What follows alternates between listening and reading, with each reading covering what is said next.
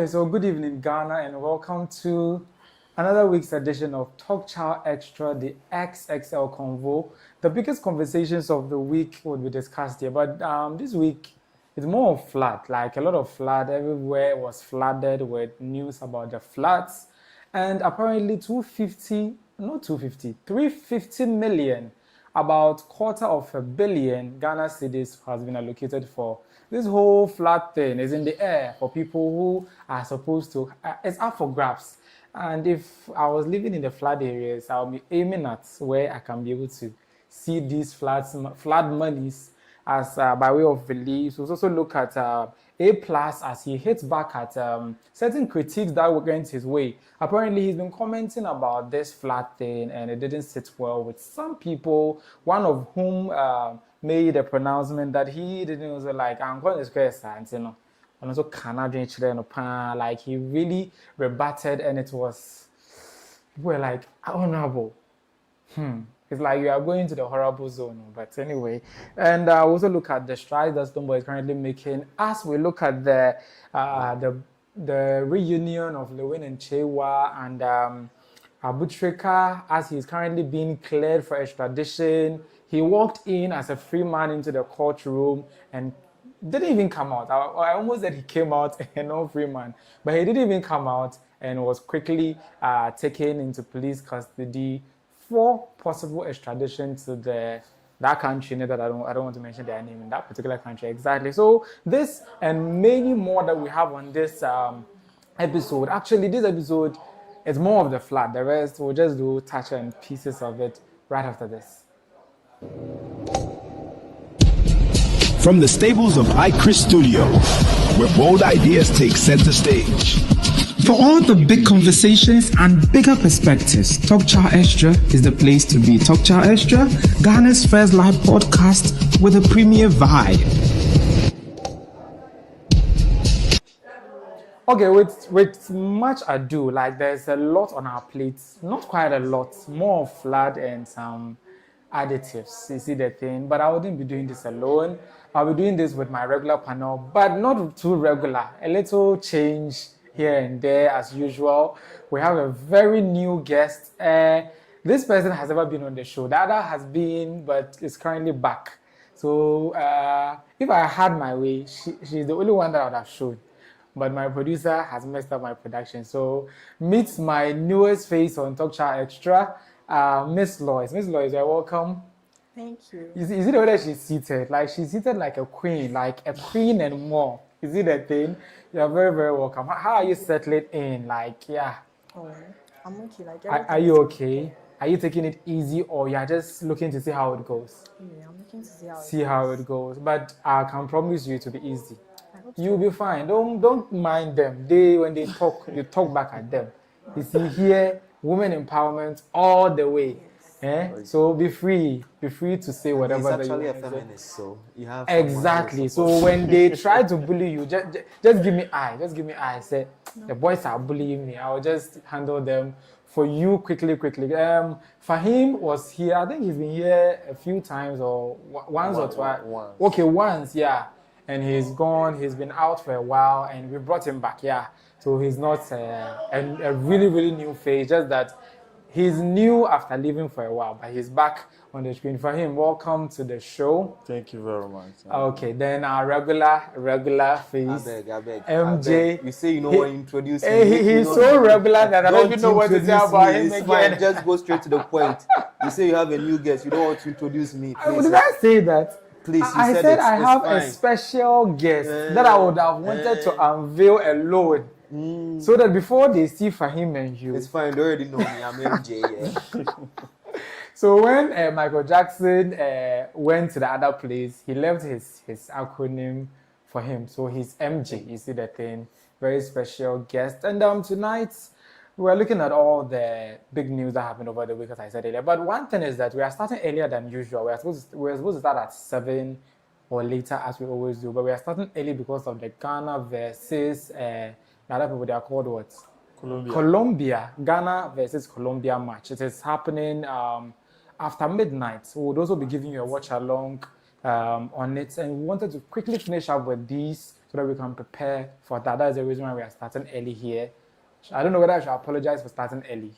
And I say, so let's move on to my very first story. Over the week, Monday to be precise, the whole of Accra and some parts of the country were flooded. Like, flood pioneer, the whole place turned into a sea, a lake, or a water body. Houses submerged, cars submerged. Even there was a point that I saw an STC bus being carried away by this flood. So if a bus as big as that is being carried away, how much more people, how much more children, how much more women? So a lot of things were going, property, lives were lost, and it was an eyesore everywhere. An eye for sore, whatsoever other people will say. But it was not something that you can play with. People said a lot about it, but this, we hadn't seen it before. And there were also some patches of fire somewhere, some incidents somewhere, pockets of them, not too much like the June 3rd one where there was a real fire at Circle. This one too, it was just like a few instances of fire, and it was controlled. But let's look at it from a different angle. You've seen the videos, you've seen whatsoever, because it started all the way from Monday. But I want us to look at particularly what happened when the floods were in session, when the whole city was immersed in water.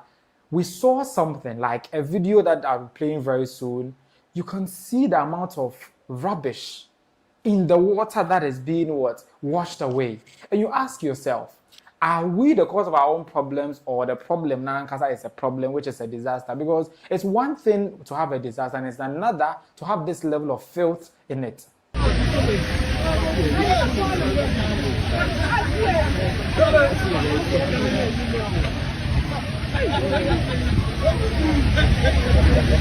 That's a bridge now on the map.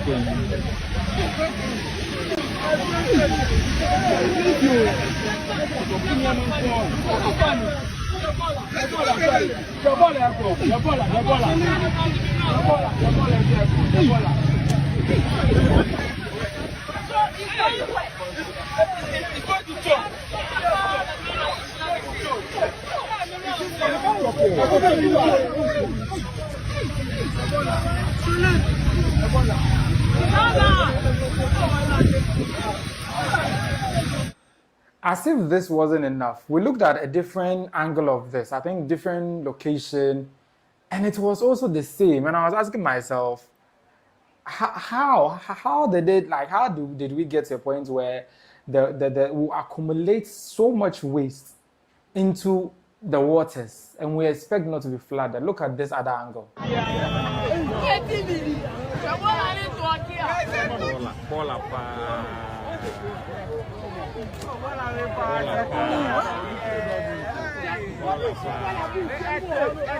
So yes, in case the other angle wasn't clear enough, this was a closer one, and you can see plastics, various kind of waste, very, very solid waste in the water bodies, and it happened to wash onto the seas. Some of them ended up at the Laboma beach and all that. You saw those videos, but I just wanted you to see what was being washed away, and some of them ended up at Laboma, as I noted earlier. And let's look at some of the problems that engendered during this, particularly the fire, I beg your pardon, the water, flood waters were washing away everyone. And my worry personally were the women and children. But let's look at this video in which they were trying to save a child. And there was something, look at the video closely, and you'll see what a woman was doing in that instance where they were trying to save the woman. And you ask yourself, is she really serious? Okay, so as you saw right there, whilst men were at work trying to save the life of a child from the flood, a woman was on the platform busy trying to take coverage of what was happening. I was like, what is there to cover? Like, is it a film or content? Like, the child's life being in danger. The child could have fallen in the water and washed away. So a woman who they say they have sympathy, they are empathetic, would have been more worried about, oh my God, like, let this child get to the top of the roof. But she was rather busy trying to take a video of, I don't know, maybe she wants to post it on her TikTok. But the reason is but the issue is that that's secondary. Like, as a woman, I don't expect you to be doing that. And apart from this woman who was saved already, and she's now busy trying to get footage for her TikTok, another woman was trapped in her own car, which was being washed away in another video like this. Wallahi ana ta ce mata kastaje kai kaga ruwa ciki kaga ruwa inna lillahi wa inna ilaihi raji'un kaga ruwa nane dan bisu inna lillahi wa inna ilaihi raji'un jama'a muna gana jama'a kun gani Okay, so as you saw right there, she was trapped in the car and she needed men to come and rescue her. And the other video too, the child was being rescued by men. So you know where the story is going, right? You already know. I like you people said what women can do. God. What men can do, women can do better. So if the men saved the child, it's their son. The women can't you also save your fellow woman? Because I looked through all the rescue videos, trying to see women can do better. The women empowerment thing. What we are trapped in the car, what do you mean people? And they had to come and save you and all that. You finish, they give you platform. You go and see what men can do, women can do better. You people, like lawyers, you comment on this. Are you also one of those who claim what men can do, women can do better? Oh yeah, why not? Even after seeing all this. Yeah. You see, sometimes when you're with guys, they wouldn't allow you to do certain things. So maybe the woman tried to help. And they were like, Obajin and Chen. Are you sure? Because the other woman was busy taking TikToks. Maybe she told them, but they didn't. Why do I even find an excuse for the woman? No, I'm not finding. Because if they tell you, oh, like step aside, let us save the child, it doesn't mean you should start taking videos for TikTok. You know, because the other woman, like, they will be like, oh my God, my child, like they will be wailing. Giving birth before. That one's maybe she's not giving birth before, so she doesn't understand the gravitas of a child being lost in the rain and all that. But anti-feminist. Yo. You know what? I would like her to address something. The other video of the guy saving the lady. Yeah. I would like her to address it. Will women put their lives in danger to save a guy? Let's say it was a guy in that situation, and there were only women available. That's like flood water or moving water. Yeah. It was very risky. Pressure, Me, I don't think women would do that. Do you think so? Yeah, I can do it if I only know how to swim. Are you sure? Oh, yeah. Are you going to enter into flood water going to save a guy? If I know how to swim, I'll do it. You put your life on the line. Yeah. Are you sure? Would it be for any guy or? Yeah. The same way they are saving any other person. One thing about the guys that I give them thumbs up and kudos to them is that they don't save you because they know you. They save you because they just want to save a person. Yeah. So there was another video in which a kiosk was moving away and somebody was trapped in it. Some of the guys were trying to find a way of, let's say, the thing stopping somewhere. Then they'll go and save the person. They didn't even know the person. You see that thing? So they're just saving people. You see that thing? Yeah. You see this thing she's saying right here? I think she can only say it on this set. Yes, but when the water comes... Feeling, she will not do it. They say you are just bragging. It's just unfortunate that when these things happen, it's only men that we find around. Women don't involve themselves in such actions. Most women do not know how to swim. It's not. So what are you telling me? What are you telling me? But even if you know how to swim, the pressure of this water is different. No? It's different. It's moving at a very... How many times have you seen a lady? Heavier than us, and then you guys are stronger than us. The muscle, which means that what men can do, maybe women cannot do. Talk less of doing better. We can do most of them. Let me put it that way. So what men can do, women can do most of them. Most of them. So they should edit that saying.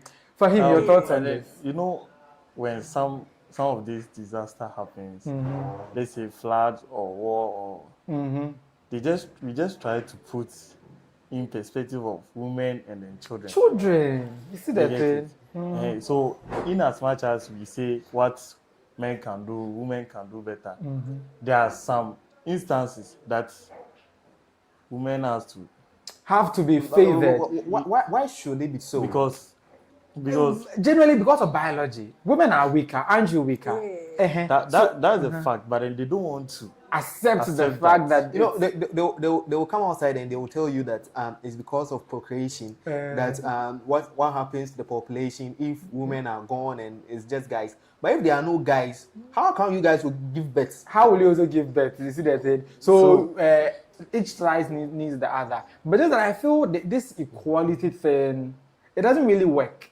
because most often than not, the other gender ends up depending 70 to 80% of the time on the other.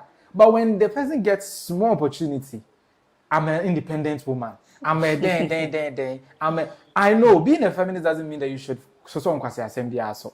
Is it that thing? And I feel that isn't assembly. Equality is not the thing. Equity.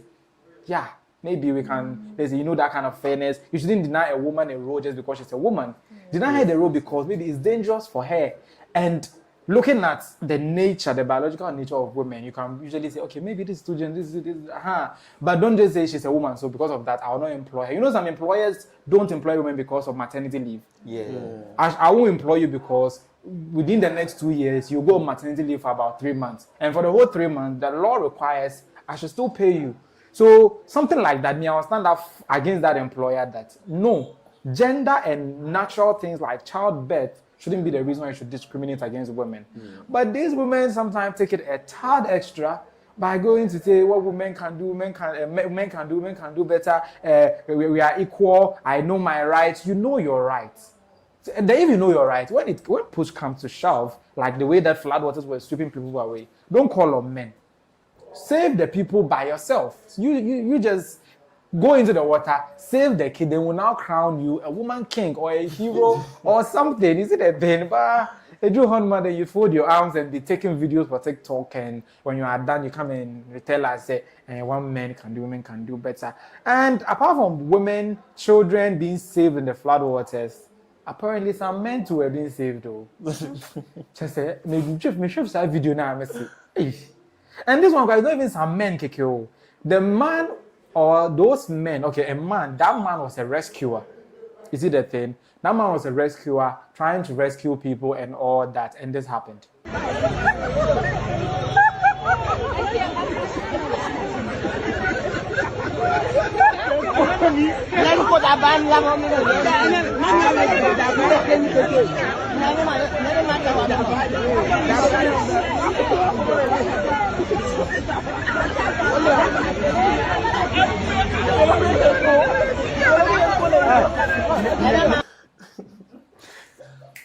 Okay, so a man, pow. As you saw right there, he's in the Ghana National Fire Service uniform. I think the NADMO Fire Service, they were working together during this flood. So he was in that apparel, as you can see. He's a rescuer, going to rescue people from the floods. Only for him to be submerged in the flood, needing rescuing. Probably he's just a trainee.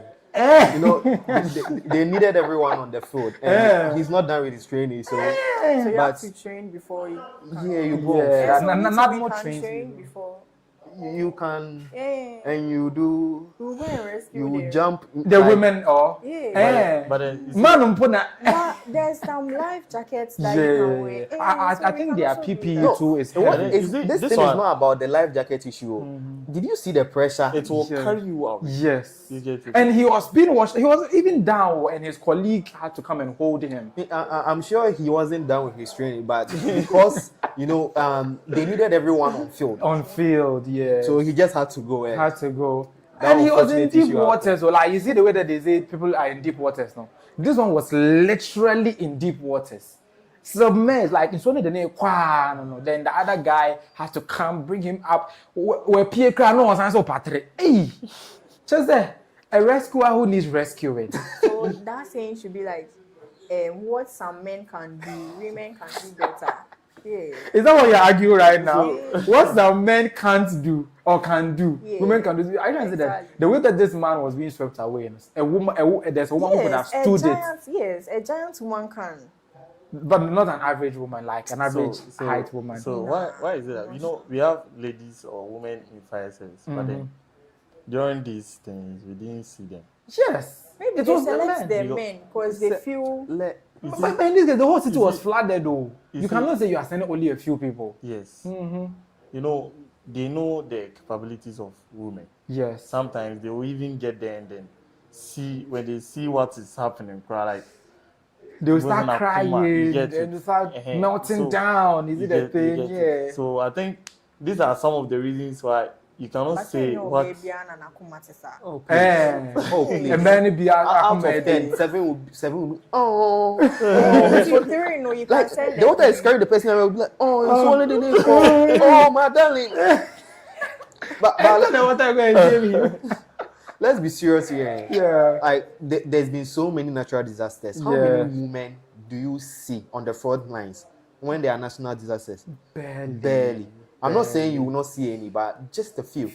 Just about a few. Would you risk your life if you were able to swim? If I was to be that giant, Not if So some of the men are also average. but if Were you are the not men tall, giants? you can't enter this. But the men weren't giants. For them, they have that muscles and What they are muscles? But the person But is not a me, giant. You with are me- talking about muscle. With me, if I'm a giant, I can. Yes.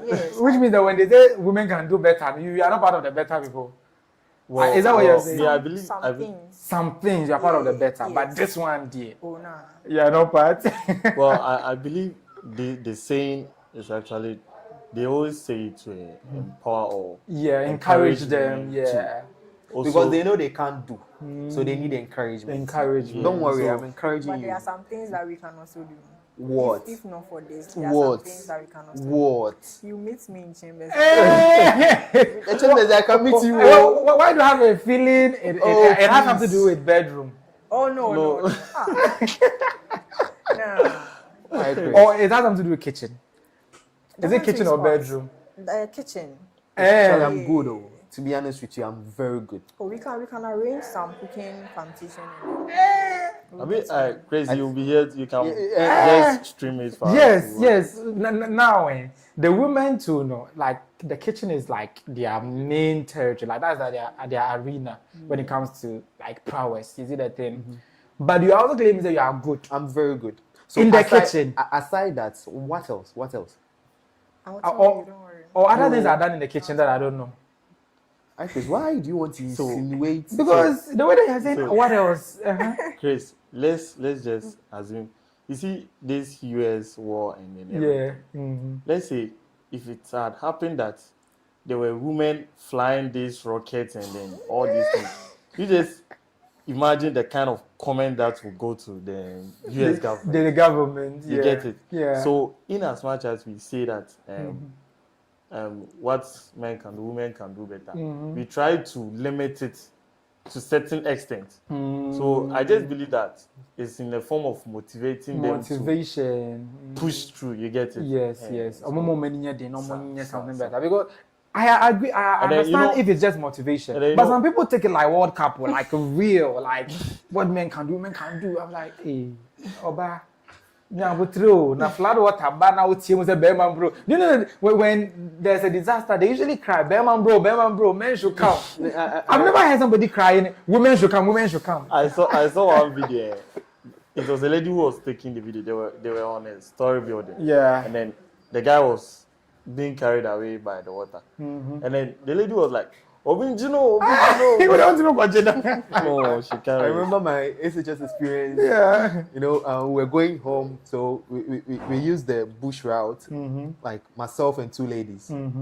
So Charlie, deep in the bush, hey, 3 seconds. I was gone.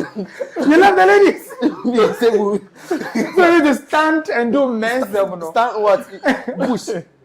Like, you see, it's not every It's, guy. wait, It's not every relax. guy. It's like you're eating, you're supporting No, her. I'm not supporting her. But Charlie, in some instances, you have to value your life Yes, over masculinity. Over masculinity. You were 2 ladies, me just a guy. And yo, inside the bush. But one thing is that, do you know that the robbers can come and spare the ladies Of course. and deal with the man? Of course. Because they feel like, I don't know, sometimes they'll just be like a man on call. It'll be like, why should they go? And there also people. So is what it happened after? What happened after? Me, they came and they met me at the roadside and they were like, are you? The guy was like, hey, share. Me, then time I was like 14 or something. I should come and sacrifice my life for you. You will go up. you go and marry, give birth and all that. You not even name one child after me. you. Still now, I won't do it. Even till date. Even till date. That's why all the muscles you've built. I will forever choose my life over ladies. Over anybody. Not over anybody, over a ladies. Over a ladies. I'll choose a guy That's that what I'm saying you're toxic now. I'm not toxic. Because it's Am I clear toxic? in your commentary.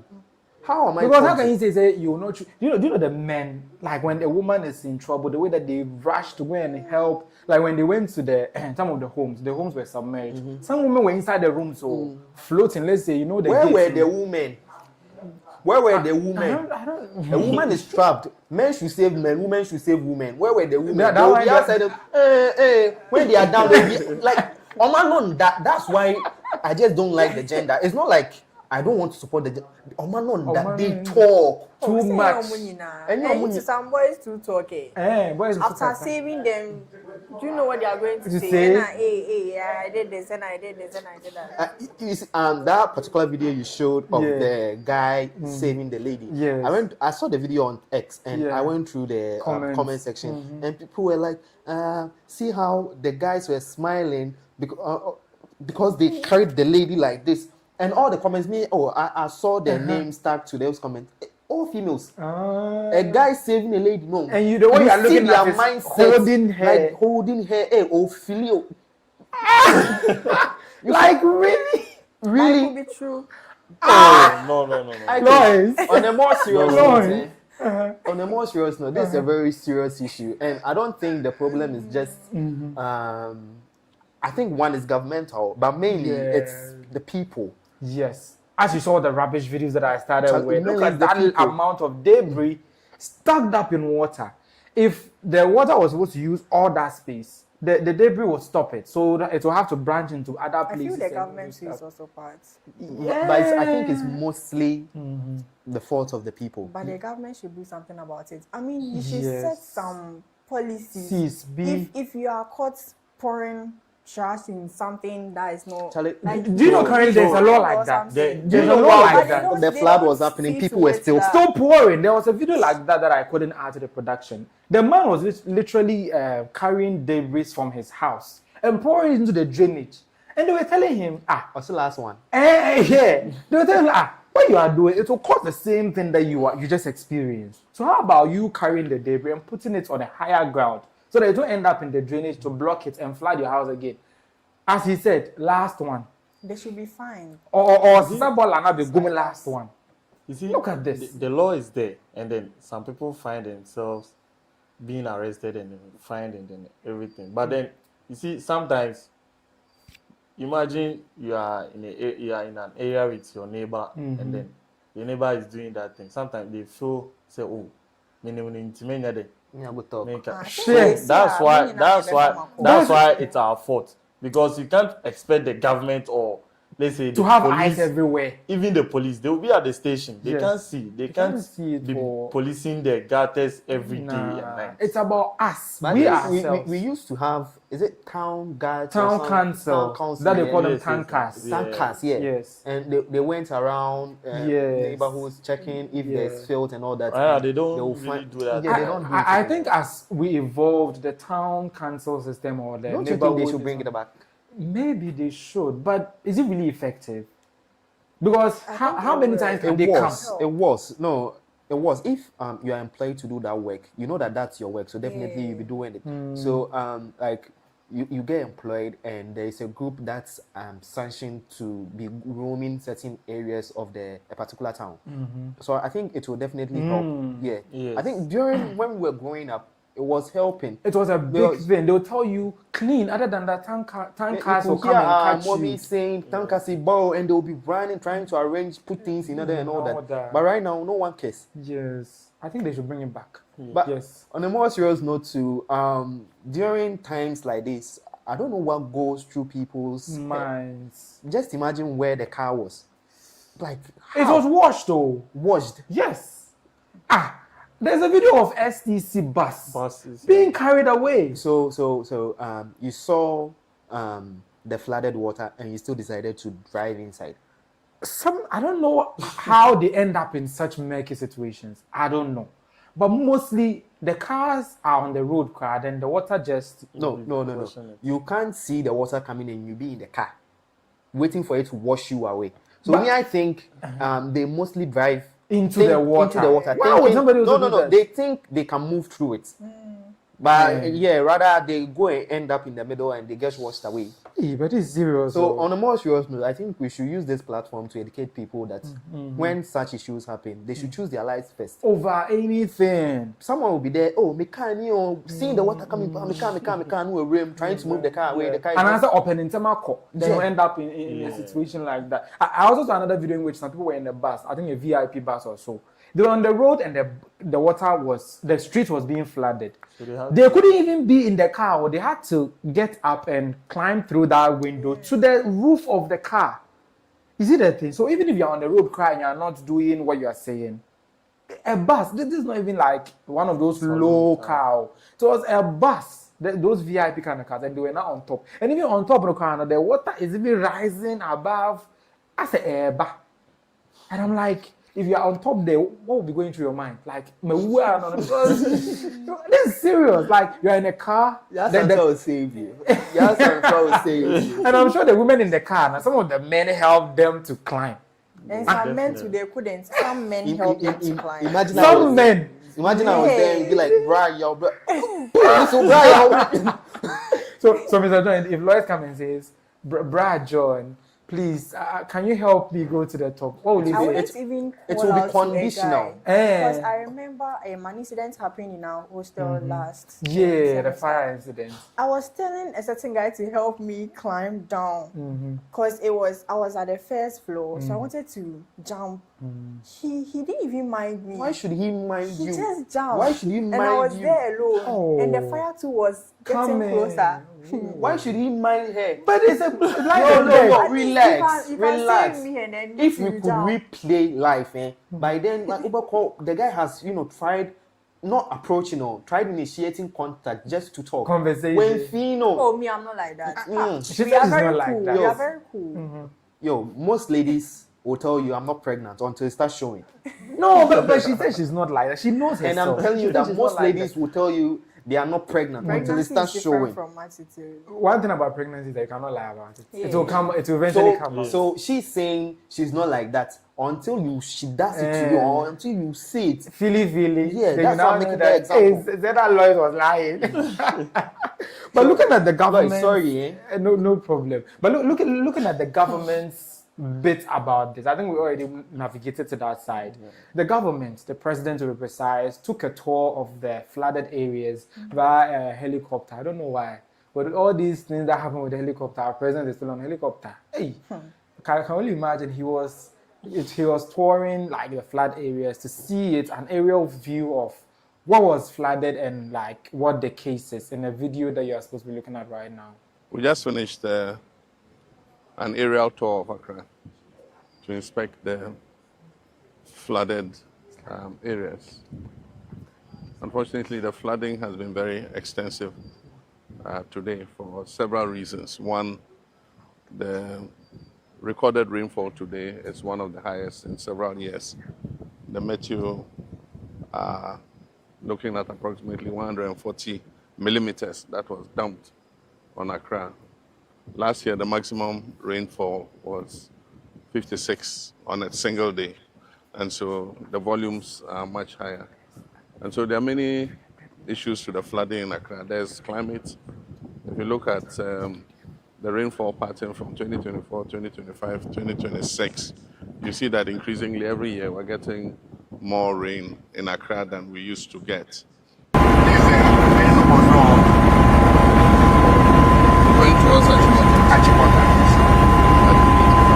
Millimeters of rain, and then in 2020. Okay, so that's all right there. Those were the flooded areas. The whole place was submerged, and they could only use a helicopter to do that. But me, I'm afraid for him more because the last time that I heard about helicopter, what happened? You all know what happened. And if I'm president, I won't do. One of the nation. What if it falls into the water? President man of the nation there, you should be swimming and people like they're debating over I won't. Even me, my low life, I won't even risk it like that. Talk less of this one. But he didn't just watch, or he didn't just take an aerial stroll in the sky to watch what was happening. He went on to direct the disbursements of over 300 million to the flood victims, like relief items, reconstruction, and other ways to reclaim properties and other life-affected things in the communities that were affected by this. This amount was also adjusted later on to, I think, 350, as I noted earlier. So it is not wrong. 350 is the new amount. But initially, he had directed 300, but parliaments, they did some massages and they had to add 50 more million to that money. Before I move on, this money is under contention. The minority also did a press conference challenging the government to be very forthcoming with this money. It's not as though they would just go into the contingency fund, go and pick money or to the tune of about 350 million, and at the end of the day, they will handle it like the way they handled the COVID funds. They know what they did with the COVID funds. They knew all the money that the COVID, during the COVID time came up to now. We don't have an account of it. Now, if you're going to ask the NPP people that, or the current minority people, what did they use the COVID money to do?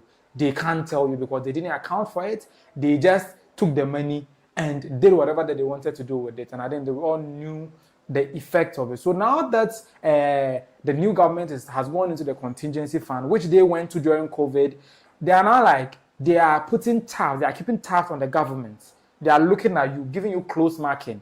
Share its Fincham, unlike they didn't share it Fincham, because if you shared it Fincham, you wouldn't be having PTSD. Because it's more or less like, hey,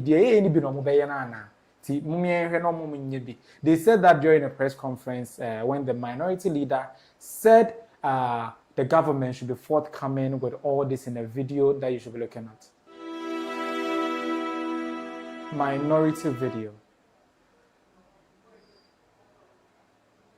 Okay, so the video will roll pretty soon, but basically I wanted you to listen to the exact thing that Afenyo Markins, the minority leader, was saying, and would have a bit of a discussion into why they think the government would misappropriate the funds, right? You see that thing? Because to me, I think it's PTSD. But take a look at the video.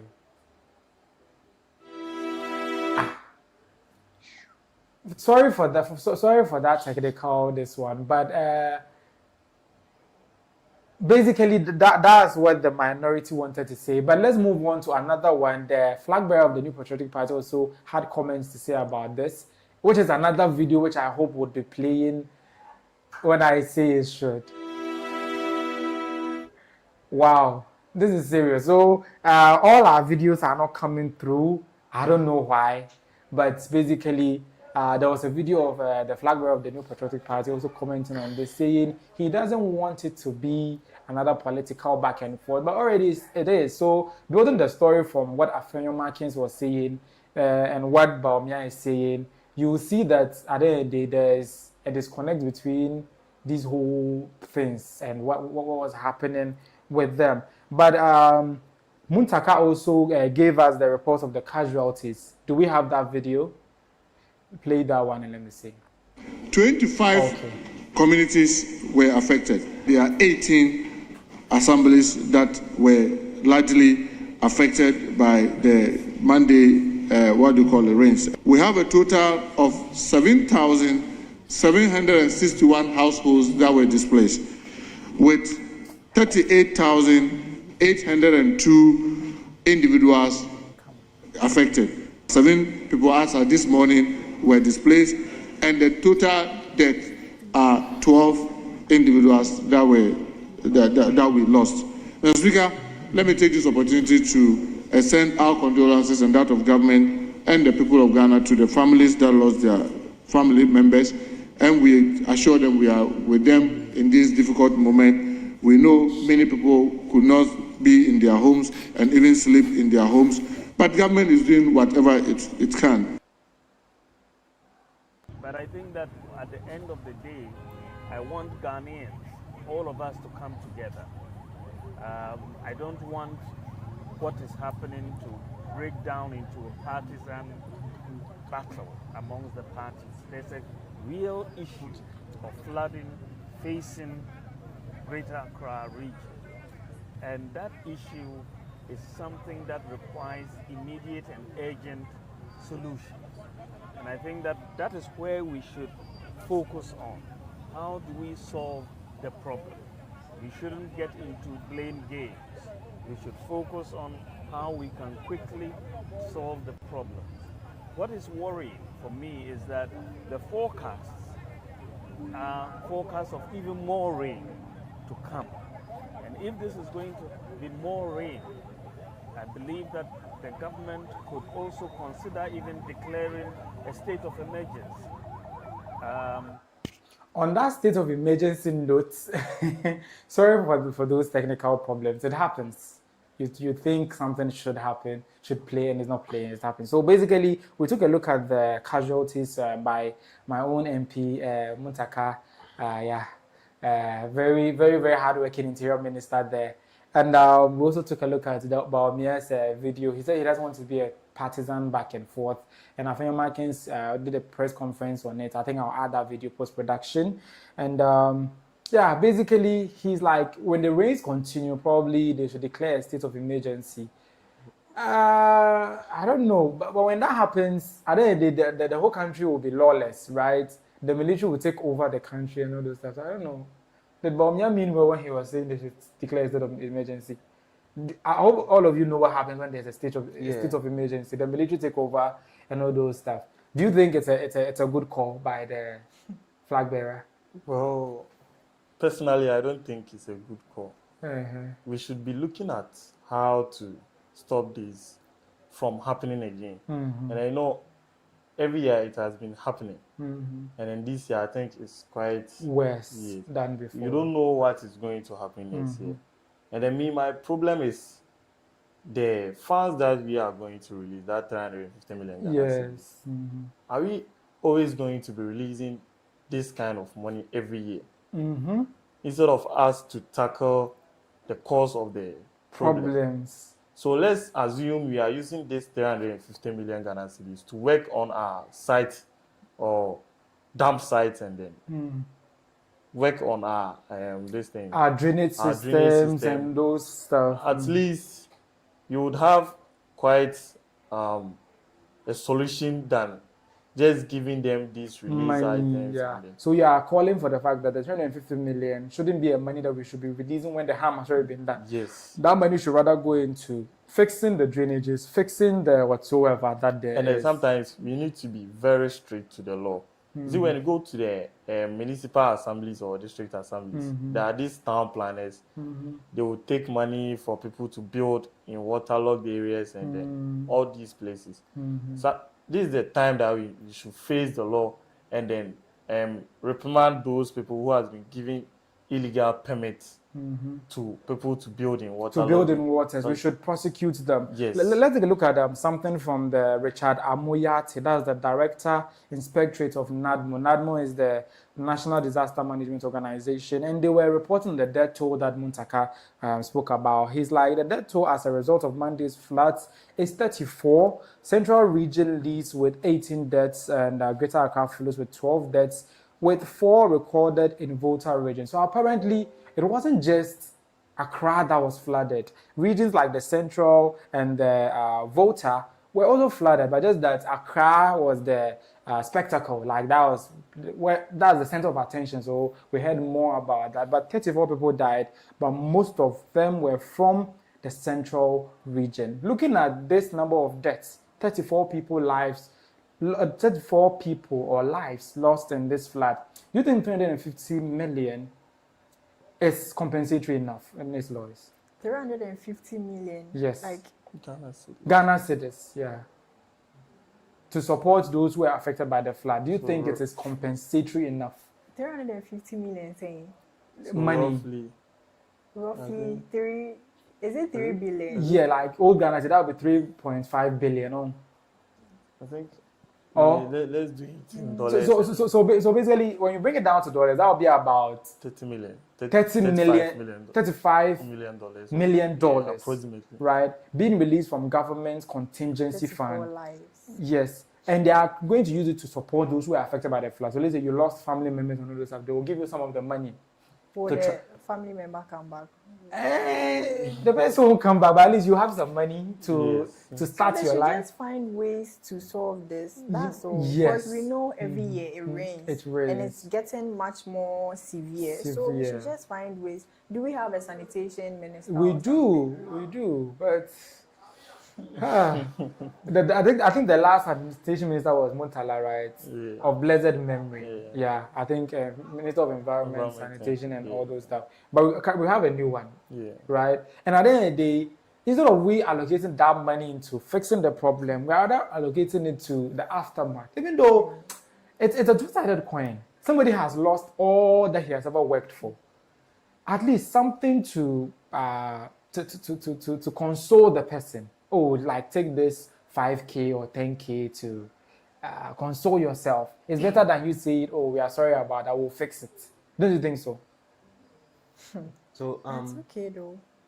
I think probably they are going to try to solve the issue because of what happening right now. And the money that they are trying to give out is just to compensate people for their losses and all that, not just the lives. Because people have lost businesses and all that. And personally, I would like to know when they will be sharing the money.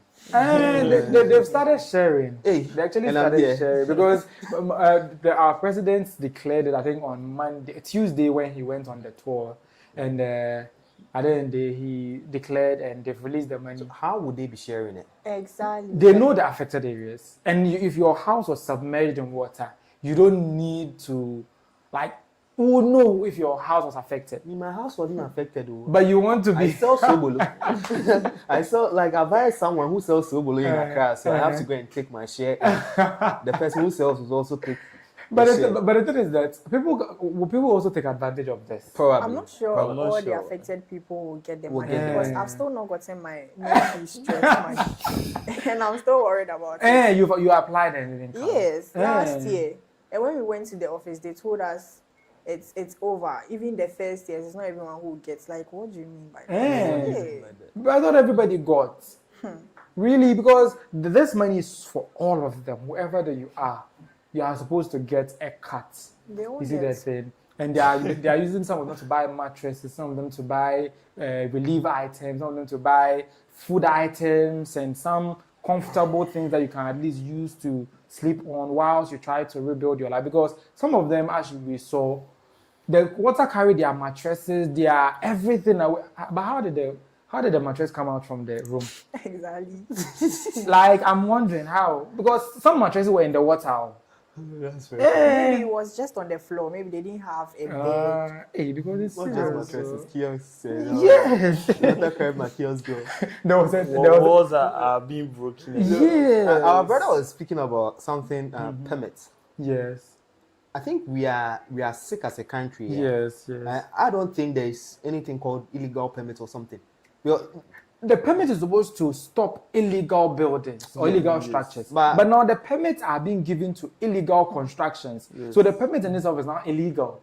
How is the permit illegal? You are not supposed to build here. Yeah. And I'm supposed to make sure you don't get a permit to build there. But you go for a permit to build there. Right? The assembly is supposed to make sure. Yeah. And you issue that permit to me. That means you've come and you've seen the place, that the place is good for me to build. Yes. And you give me the permit. So how does it make it illegal? I don't know how the dichotomy works. But it's illegal because you're not even supposed to build it in the first place. No, I'm not. Right. As a citizen, I don't think I'm in the know if I'm supposed to build here or not. No, I don't. Some people know. Some people know. Some people barely know. People barely know. When the lands in our communities are zoned, we don't know which land is which unless you go to the assembly. So if I buy a land and I come to you, the assembly, that, oh, this is the land I've bought, and I come and show you my building plans, I want to do this on the land. You come, you see the land, and you certify it, you give me a permit. Then that makes it legal for me to build. It makes it legal, yeah. Don't you think these demolitions that probably they've started doing some? They've even started, and we have a video to that effect. They've started doing some, and it will continue happening. Don't you think these people also stand a chance of suing not just the assembly, the government itself, because the assembly is part of the government. So if the assembly issues the permit, in a way, it's you, the government, who is issuing it. And now you are breaking it down again. Yeah. Yes. So don't you think they are also to blame? the assemblies ought to be blamed. And actually, they are totally to blame. Should also be paid to people. I think they shouldn't just stop at demolishing the building. They should go and check the permit. Who signed it? You get it. If your name is there, out. Like, you should be sacked, you should be jailed, you should be fined. If these three things are done, the next time an assembly person or somebody who works at the municipal is selling a land that's not supposed to be, so we'll be like, hey, a chinabi. They will go and check, and my name will be there, and I'll be dealt with. But this is the case that they stop at demolition. The house is there, they demolish it, and that's it. They are all corrupted. So. And then you imagine that, let's say, a chief is selling a land. I have not been to the community, the assembly for a permit or anything. There's a very nice land over there. Although it might be that place has been landfilled or whatever. So you buy the land and then you think this place is okay. The site planner or the assembly will come and then check, and then they will give you the permits. Meanwhile, in their site plan or everything, that place has been zoned to be like a waterlogged area that water is supposed to pass. Yes, but then since they've come and then probably you bought it from a chief or something. You bought it from a chief doesn't mean I should. Two wrongs don't make it right. You see, you've been employed to do a job, so it doesn't make sense that because someone bought a land from a chief and are you afraid? Then why are you employed? It's a corruption chain. You get it. But I think the government official, the local government official, is at the best place, best position to curb this. Yes. The chief has sold a waterlogged area to somebody. You told the person who bought it, it's a waterlogged area. You raise an alarm, or I've seen chiefs being arrested before. I've seen chiefs who've committed crimes been arrested before. When you did amount to fraud, you know it's a waterlogged area and you are selling it. They'll get to the bottom of it. The one who bought it will get his money. The chief will also be punished for doing something like that. But if you say they bought it from a chief, so me too, I should give you the permit. And then the duty bearer, you are in government, so the chief whatsoever is not in government. And for all you know, he doesn't even know it's a waterlogged area. So you are supposed to raise the alarm, and it will trickle back to the chief that, chief, baby, I'll tell you then. And yen to be baby from fine. Unya there, but they call court. So basically, my money is with you, so you need to pay. So the local government people, if we don't start jailing them, fining them, and dealing with them personally, I don't think this will ever stop. So in a way, do you think the government is aware of what's going on and deliberately omit your money? I think when Mahama was speaking about it, when he was about, he said it. He said sometimes they know the place is a waterlogged and they still sell it. So he said he appeals to them really to not have an do issue that. with the selling. My issue is the permits because someone can't start building without the permit. Without a permit, yes. So you, the assembly, you know that this place is zoned for this, and it shouldn't be allowed to be built on, and you still give the permits out. So that means you are just interested in the money. In the money. What are you doing there? Yeah. Oh, it's really, really that bad. And then sometimes it should be some people will just start building without the permit. Permits, yeah. And then the assembly will find out and then ask the person to produce permits. The person will go and then they will take money. And now give you the permit. You get it. Hey, Ghana. It's really, really that bad. But you know when the flood was going on? And then sometimes too, you see, someone might also feel that they've already spent a lot of money on their construction. Jekakra. And now Jekakra, when rains and floods are coming, your house will now be in so much that your kakra. But then it should be in a form that, you see, this thing that has happened. You have to go to these waterlogged areas, and then they would go to the assembly, check the people who signed it, arrest them, and then take them to court. Yes, that's the best way. Because someone might even not be aware that the area that he or she is coming is even a waterlogged area. Yeah, and they are not to blame. Yes. Most are not to blame. When we go to Accra, the Ramsar site, most people are building there without even knowing. They'll be deceived that it's not a Ramsar site. You know the Ramsar site, it has different levels. So some parts that are high, they were deceived or they were sold a story that because it's high, it is not a Ramsar site. But obviously when it rains, the rain comes there. Yeah. The rain rises from the low places to the high place. And then you are down building and then one day you'll be there and the rain comes they've and not- you're all they've sick. sent you a notice that they will be demolishing your house and you cannot do anything. Someone has to pay for it. The thing is that Charlie, no one The is going person, to pay for it. no, the person. I mean, so the talking person about who somebody, gave out the someone has to permit. pay for it. Let me jump to that part where they are breaking somebody's house. I think an NDC man, they were breaking his house in a video. He also built in one of those Ramsar sites, I'm told, and they were demolishing it, and it was a bit of a. It was all drama because they were demolishing it, and because we are talking about demolition, let me just chip that in before I go back on track. Take a look at this.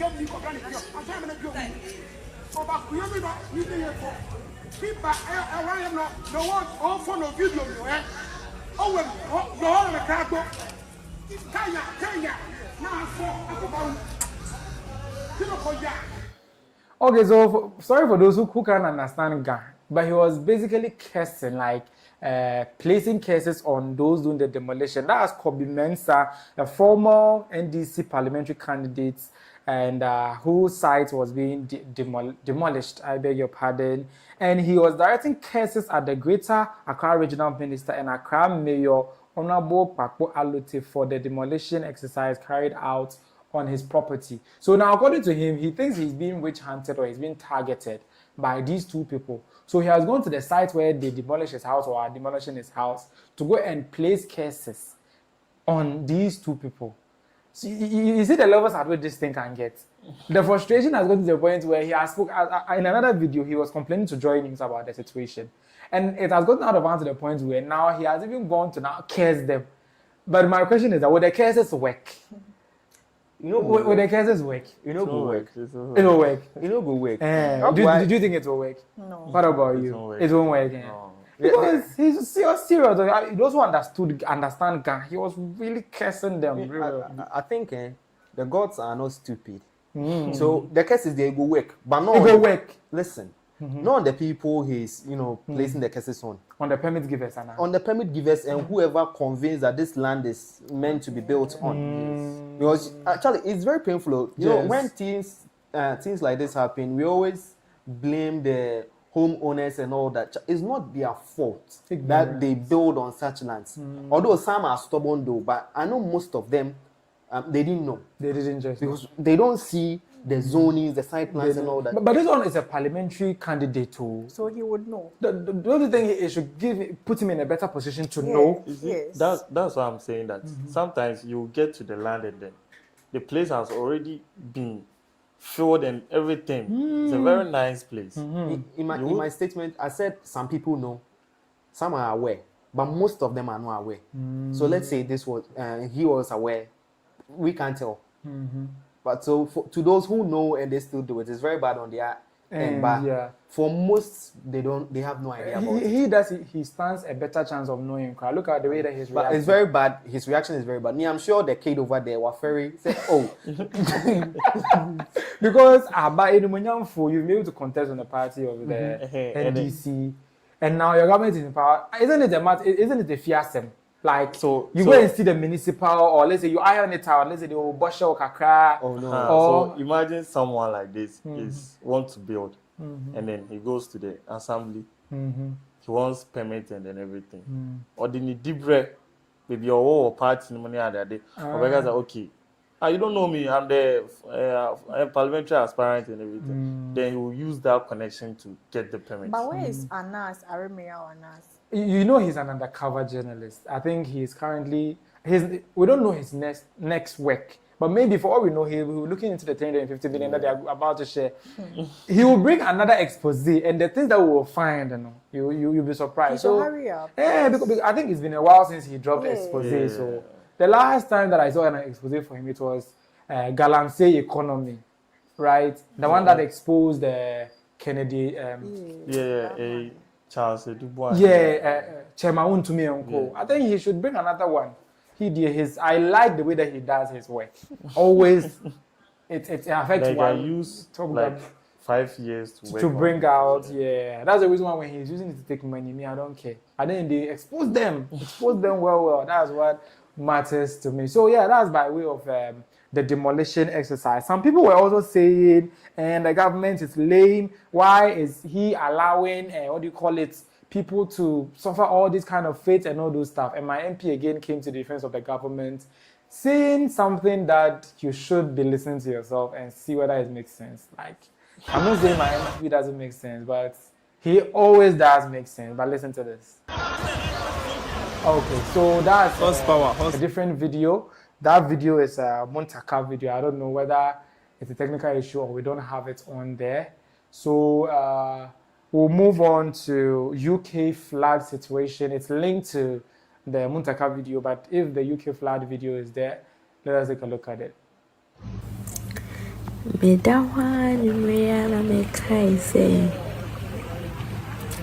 baby, I'm yet. I also flooded, say, and I make us say, Lilwin Kyeiwaa, and Kyeiwaa, na government, na buying, na way. But, more way UK, let on your horse. It's like I do why nature, but. Send you say near man Ghana near man so come. Make it big.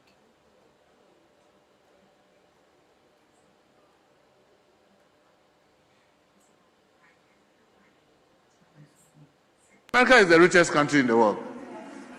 And one of its richest states is California. California state is the richest state in America. In fact, standing on its own, is the sixth largest economy in the world. Yet they had disaster and people lost their life. But they have all the money, they have all the measures. We are.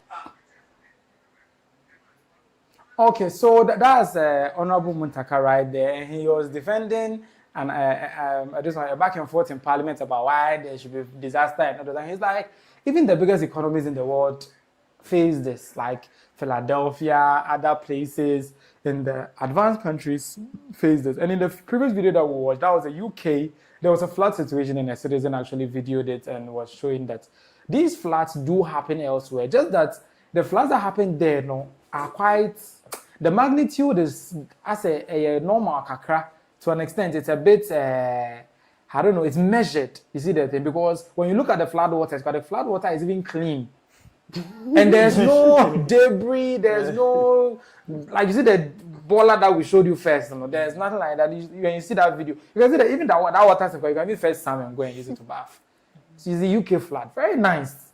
But when you come to Ghana flood, oh, David. But looking at what the MP is saying, the MP is like, even advanced countries, developed countries, these disasters happen. So maybe they should cut the government some slack. MJ, are you cutting the government some slack? Cut what slack?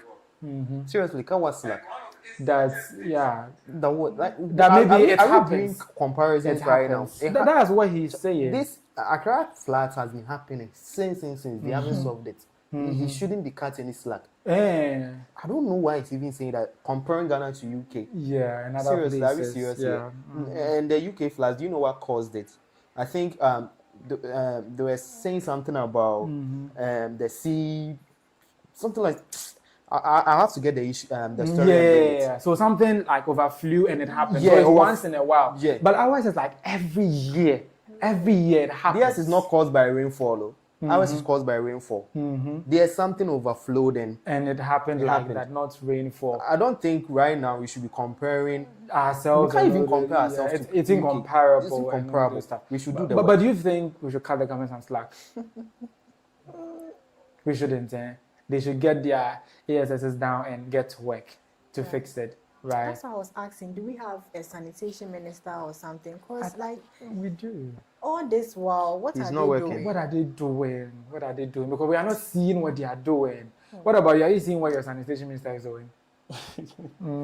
Because we can't see anything. Yeah, you know, although we are in government, but then there are some people who needs to be heated up. Like, seriously, you see, there are some, this issue, I think Ghana Meteorological Agency. Yeah, warned us. Yes, I think somewhere in January.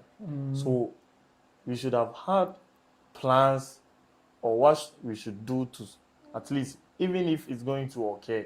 It will be contained. Yes. They will go sit in the office. Mama tonight, they will come back. They come back. They've forgotten. They've forgotten because I said flood is coming in June.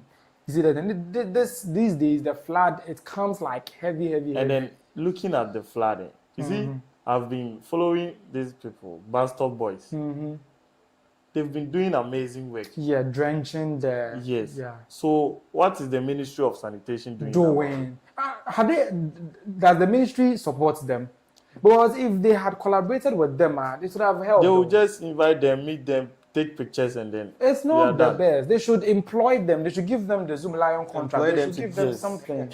And they'll be giving them money. It's not happening in this country. Well, they should. They are interested in their own money. The people are doing the job that you are supposed to be doing. In as much as they are interested in their own money, they do some work, they do work, and then post it. We see it. Their forces are not enough. Even if you are supposed to, you can add the Zoom Lion contract. And then know if they are not working, you just terminate the contract. We know how the way forward. Sometimes they will come on social media and they'll be requesting. They will be seeking funds to buy some equipment. Can you imagine this? And it's in the individuals that support them. The last time I saw, they had a mini excavator. And they were dredging a whole drain. And the mini excavator got stuck. You see the thing? But you people have been going to Galamsey's site to seize excavators. Like the big ones. Some of these can be dashed to these people to probably help their work. Or, because if the bus stop boys can do it as individuals, like they are not sponsored.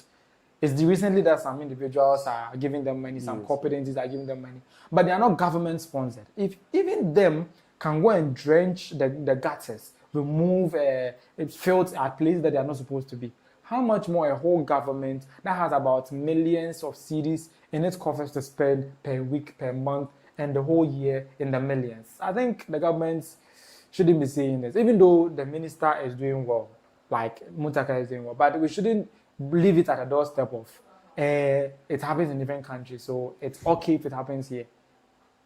It doesn't make sense. And then, I don't know, somewhere last month, even Obasi has started flooding. Yes. Apparently, some people were building in waterlogged areas. And the municipal who were there, you know, those people, they are not government appointed people. They should go and prosecute them. Because this one, you cannot go and say it's a party thing, because those are public servants. Public servants. So they are not like government and anything. They are always there. Which whatever government comes, they are there. So those people, each government should be able to prosecute them well, because at the end of the day, it will look like you are doing it. Or maybe somebody is seated there for like the past 10 years, doing the same wrong all the time, and it's really, really, really bad. Whilst the flood was ongoing, other people took advantage of it to steal. They became loot Africans, because a factory was affected by the flood, and some of its stocks came out. The warehouse, some of the toffees, some of the biscuits, some of the things came out through the flood thing. And I think there was also a fire incident around that same place. And at the end of the day, some of the things that people were carrying, I can't show you all the videos, but there's one video that's funny. It was very funny. The person took a whole load of it. He couldn't even move. And still, he was forced to go home with it because somebody's place has flooded, and he's doing everything possible to rip the person into nothing. Let's take a look at this.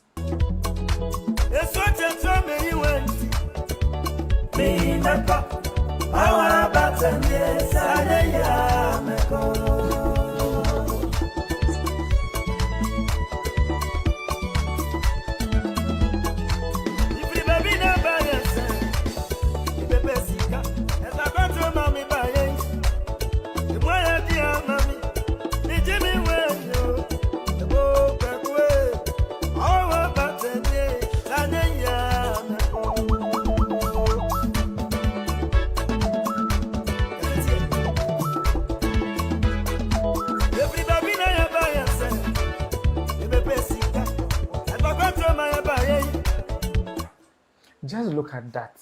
Somebody's place is flooded. And the only thing you could do was to go and pick the person's things. So what should he have done? You know, when disasters happen, you cut your losses, right? Okay. The water has carried some things away. But what is left? The money didn't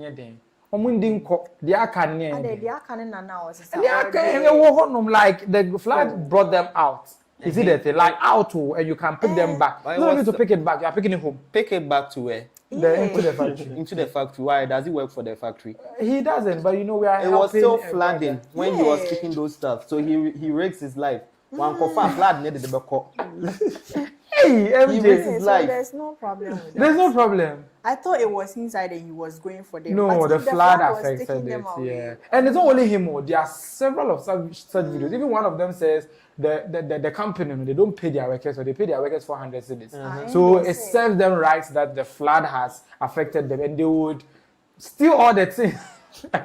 That video was very funny, but I don't know why I didn't even add it to this production. But basically, I think they are taking advantage of the flood. Not taking any advantage, Charlie. If they don't take it home, the floods will carry them away, and no one is carried to take. Where is the warehouse people? Can they come and carry all those stuff? You know, back some of them inside? have run away. Some of them have sought shelter. So those who came should help them gather what is there for free. Abi, when you gather, they can give you, let's say, one toilet roll. One toilet roll. But look at the number of toilet rolls, the rice, the things that he's carrying. And you to look at how he was struggling to pick those things. So you should struggle and pick those things back to the warehouse. Near one toilet roll. What are you telling me? What are you telling me? Okay, what should they give him when he does that? Charlie, what he's doing is the right thing. He carried it home. He carried it home because if he leaves it there, you saw the back water will carry the thing away. So he should just, carry it away. Since if he leaves it, the other thing will happen to it there. You should take it home. So they are not taking advantage of that. They are only doing what they can. They are helping, prevent more floods because they are cleaning these stuffs. The water would have washed it away. And it's going to choke somewhere. Yeah. I feel like you're just finding more excuse for I'm not finding any excuse. You see how she's supporting me. My problem is that, you see, there was one video that they were, I think they were at a bridge or something. Yes, yeah. And then they were picking from that side. Yes. As for that side, it's not good. But then this guy, I think, it's okay. It's fine. Maybe, who knows? The flood has affected him. So he's taking his own relief items. Yeah, fine.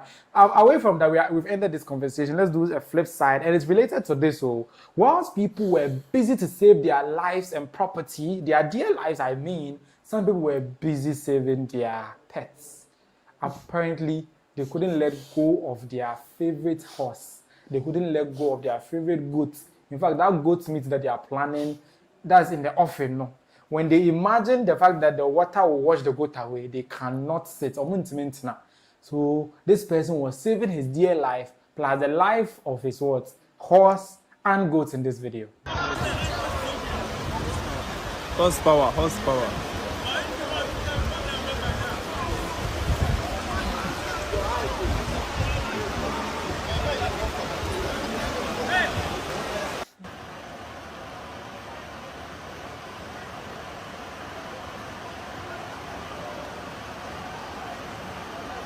Settle your phone well. I beg you, hold your phone well.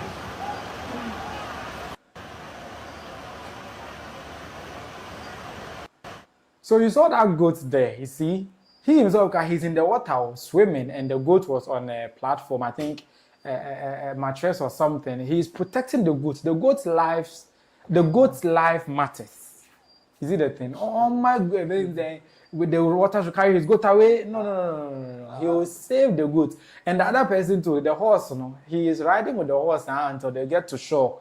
Because horse, Are we kidding ourselves? How can you tell me he's not saving his life but saving the life of the goat? But should he be thinking about goats when life is at stake? Of course. When he's not saving his life, what will he eat? See, sometimes it's their livelihood. So, but it's just one goat too. So one goat, you can feed on it for a week. More than a week. Wow.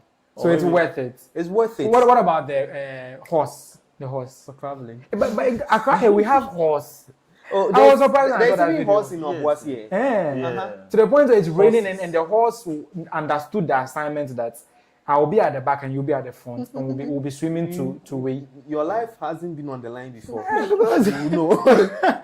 because the horse seemed to understand the assignment because its nose and this one was at the top, and it was obviously swimming because it was moving steadily in the water. To be honest with you, it's only during natural disasters that you see mad people getting sense. Yes. You won't find a mad person in the room. Yes, they will find a place. They will save their dear lives. Dear lives. Seriously. What do you think makes them save their dear lives? They think during that time.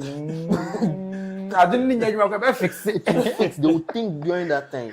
For 5 hours. That's work. So the horse leading, their life. Because you know, an average animal can be like, will lose focus. It will be moving like basa basa. It will want to move here, it will want to move here. But it was steady. They knew where they were going and they were going. And the goats too. It was steady, like it slid on the thing. Normally, you know, a goat, like you holding a goat like that, it will run away. Yes, but this one was just lying down. Yeah. When I said in Sweet 20, you know, was many down. I saw one video. There was I think a chicken or I think cock. Yeah. With a mouse on the same platform. They were steady. They were steady. Wow. They also understood what was happening. The place has already flooded. So this is like natural. And it's like naturally people understand the assignment when they need to understand. Okay, so as we always say, this conversation is live on YouTube as we speak. You can send your comments there. I'll read them out loud during the show. And if you happen not to catch the live show, you can also comment on the playback afterwards. But this very conversation will also be on podcast platforms, I beg your pardon, Apple Podcast, Amazon Music, YouTube Music, and Spotify. Do also check us out there. Just search Talk Chaw Xtra and it will pop up for you to listen on the go. But for now, let me head straight to YouTube where Richie is saying, today MJ is really quiet. Why? Have you gotten broken heart? MJ, have you gotten broken heart? They say you are really, really quiet today. Am I a loud person? But today, you are a little reserved. That's it. And I'm very loyal. You are shy of noise. Intimidated by me. Yeah, because maybe the steez and composer that she brought, the queen and more that she brought. Intimidated by. Don't deceive yourself, please. But everyone noted that you are quiet, and the person came back and said, "Please, can you ask why?" Okay, I just did. And Abigail Andes, hey, it's been a while. Abigail, where did you go? Hey, like this is our top engager. Like, welcome. Yes, you are most welcome. I think it's been 2 weeks. You haven't seen her. And finally, she's back. Very, very warm welcome. Our very, very top engager. She almost became our engager of the month last month, but I don't know why she slagged. But she came back and said, please, can we do it better? We are mostly not found in some situation. Please, can we do it better? We are mostly not found in some... Okay, please, we can do it better. We are mostly not found in some situation. I think she's talking about what women can do. What men can do, women can do better. So it's like, please, we can do it better. We are mostly not found in some situations. And according to her, they are not found. But they can do it better. Abigail Anderson. The lady is here on the show. The only thing she said she could do better than me is cooking. I said you... Oh, I'll tell you later. Why not? I'll tell you. Why not say it on set? Why not say it on set for them in chamber? She will tell you. Abigail is also saying, please, town councils still exist though. They work under the district and municipal assembly, but due to funding, they really don't go around to check. So the town council that we're talking about now, according to her, they are still around, but just that they are a little underfunded. So because of that. So then what do they do? So if they are there, what do they do now? Because for a whole year, we don't even see them. Let's say they come once a month or once every 3 months. We understand that you are there because of funds, you're not able to always come. But what do they pay them for? Like now that they don't come around, what do they pay them for? I don't know. So either they should sack them or tax. I don't know. Basically, if they are there, they should come, because if they come, that's when we'll be able to know this garbage site is wrong. This rubbish shouldn't be here. This shouldn't be there, and we'll be making headways going for it. She also said, "Nah, Chris, it's not the NDC fraternity." What is she referring to? What did I say? Political. About what? at some point. And she's like, nah, Chris is okay. I let me read it well. Nah, Chris is from the NDC fraternity. No. You were like our MP. This our MP. No. Our. Muntaka is my MP. I'm from the Aswance district, constituency. And you are an NDC member. If I'm from but you are an NDC member, why is it that you don't want to I admit this fact? explained the situation that I'm a neutral. You see that thing? Aren't you here when I blasted my MP that what he's saying doesn't make sense? Which NDC person will blast his own MP that the MP is not making sense? So yeah, basically, I'm not from the NDC fraternity. I'm from the neutral fraternity. I'm a Ghana, not any of the other party. X-Memes Daily is saying, oh, Abby, you should know that by now. X-Memes is telling Abby that she should know that I'm from the NDC fraternity by now. It doesn't need any explanation. It doesn't mean Okay, no problem. Then Richie is also saying, Lois is supporting MJ too much. Are you suspecting something? Or is there any kind of something fishy? All what he was saying was true. So, are you sure? Yeah. Hey, Richie, you heard? That what you're saying is all true. Like, she cannot support for him, but she supported MJ. Oh. Just MJ, they all know. Is that what you my pawn? Take your mic, my pawn. Okay, let's move on away from these floods and straight to the central region. Gomwa to be precise. This MP, he's MP in Pound. Kwame Asari A+.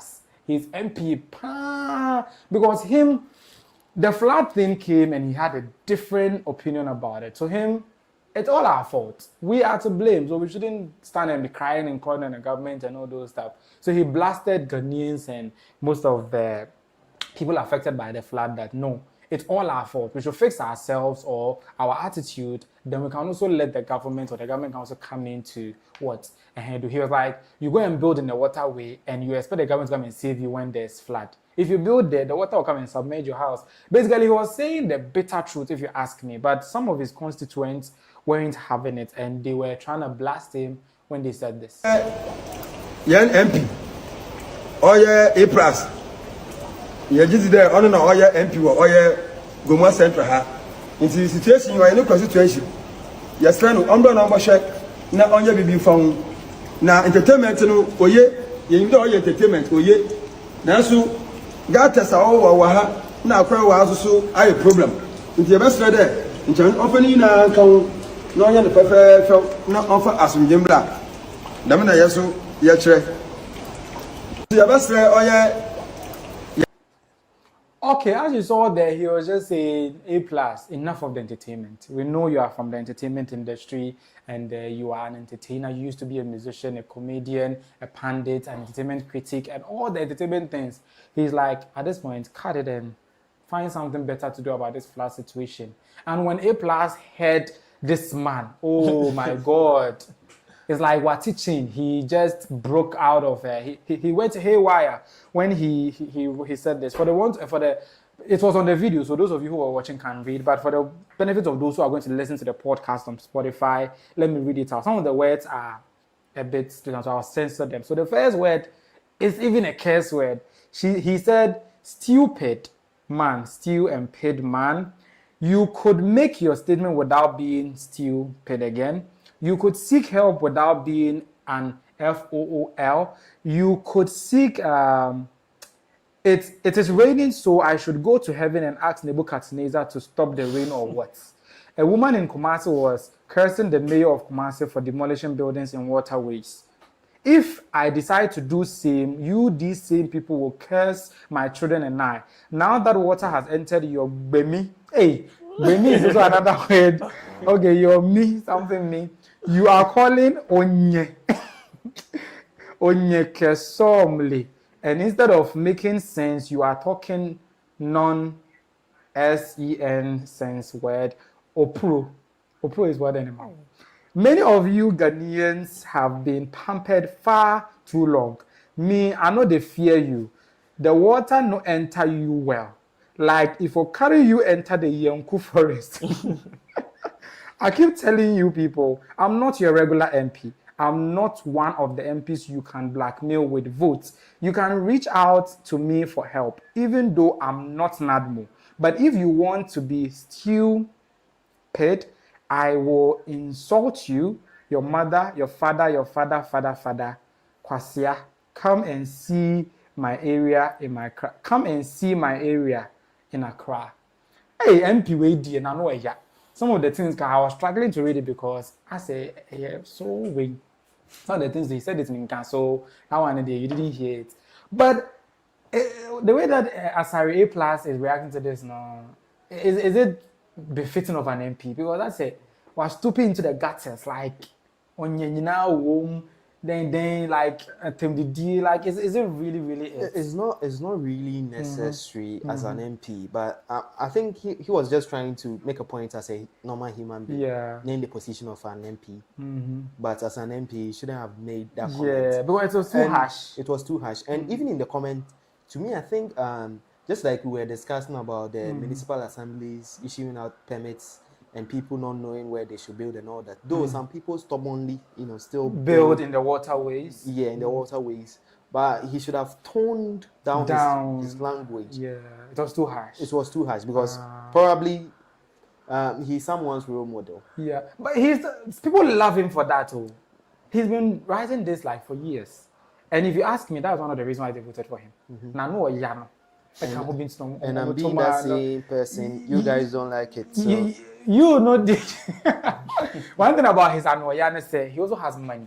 You see that thing? So he can insult you well, okay, and also set you up well. So say it to my face. Tell me I don't have money. Just tell me.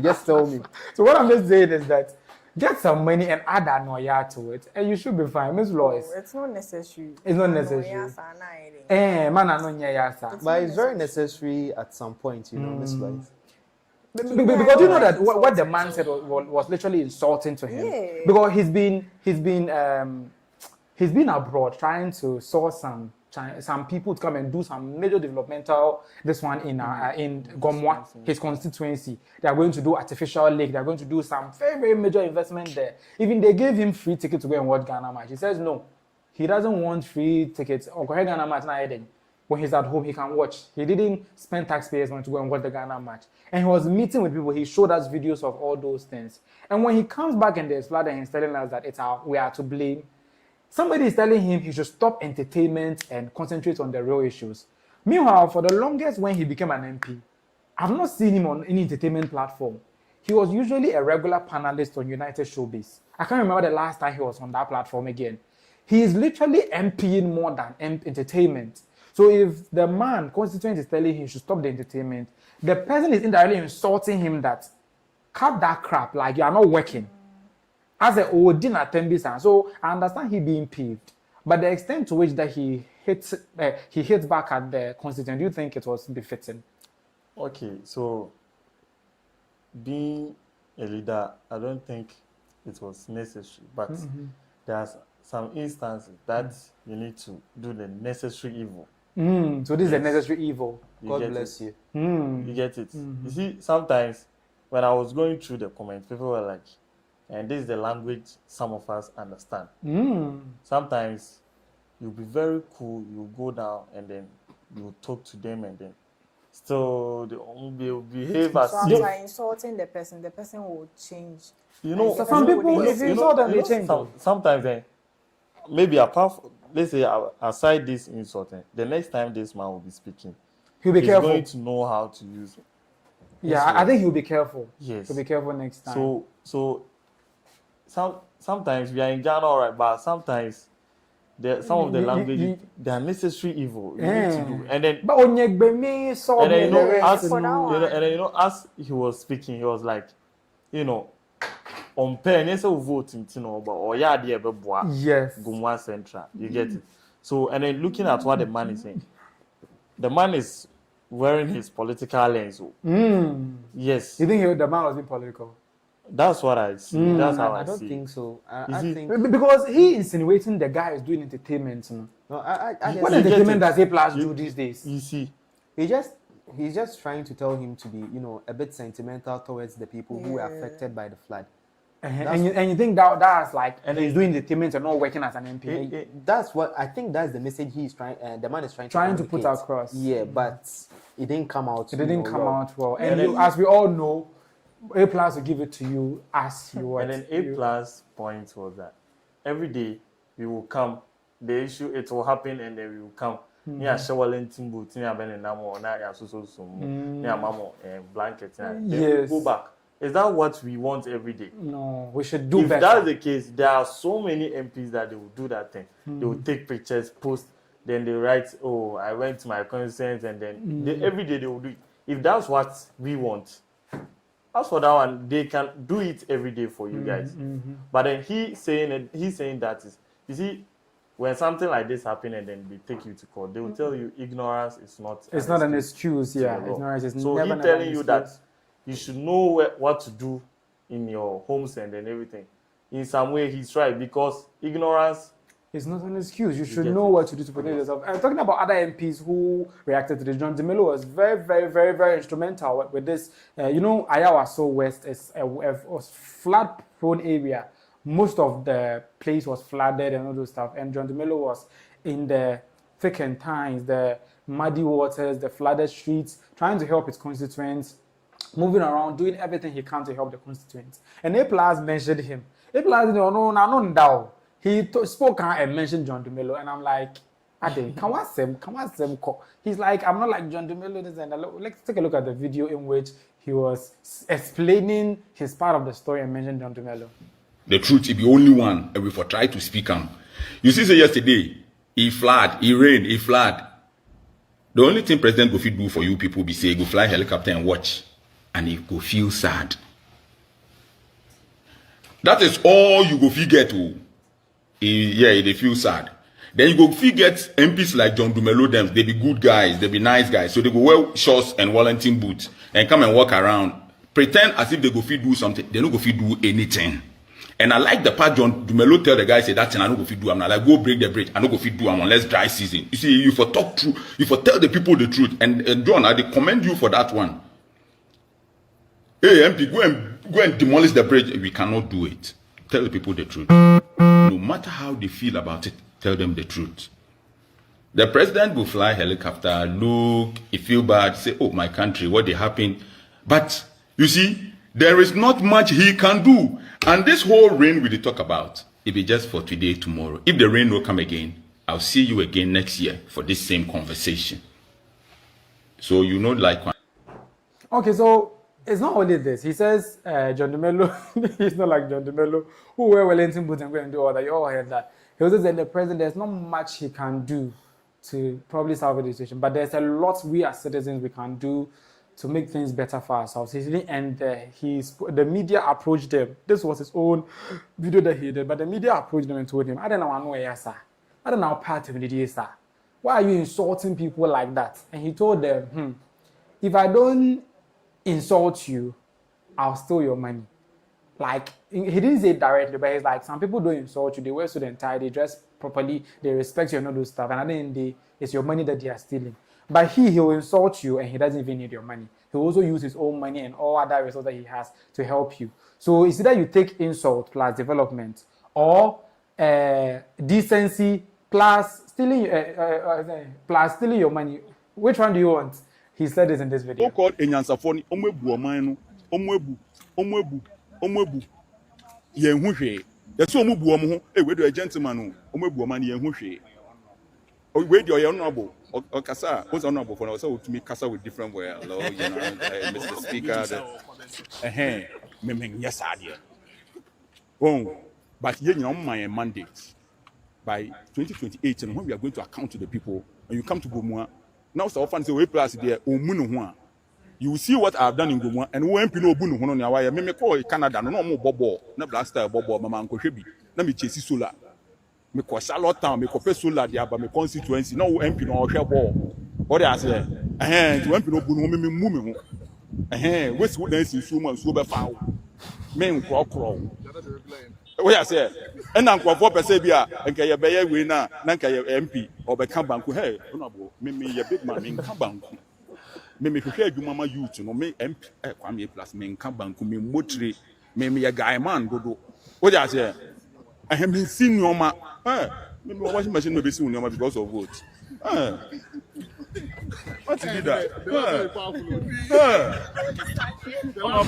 Honorable me go senior man.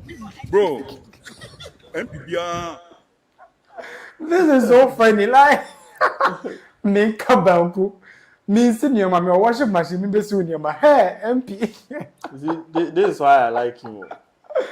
This is why I like him. Yeah. So people like Fahim like him for being plain, like he's as frank as incense can be. He's as plain as any flat surface can be. And for some people are a little uncomfortable about it. But essentially what he's saying is that other people have respected themselves. They are modest, they are decorous, they are this, they are respectful. Now at the end of the day, all they do is shit the country. In literal sense, in Chile, they say, as in they are governing. But when in another vein, booing means to swindle. Like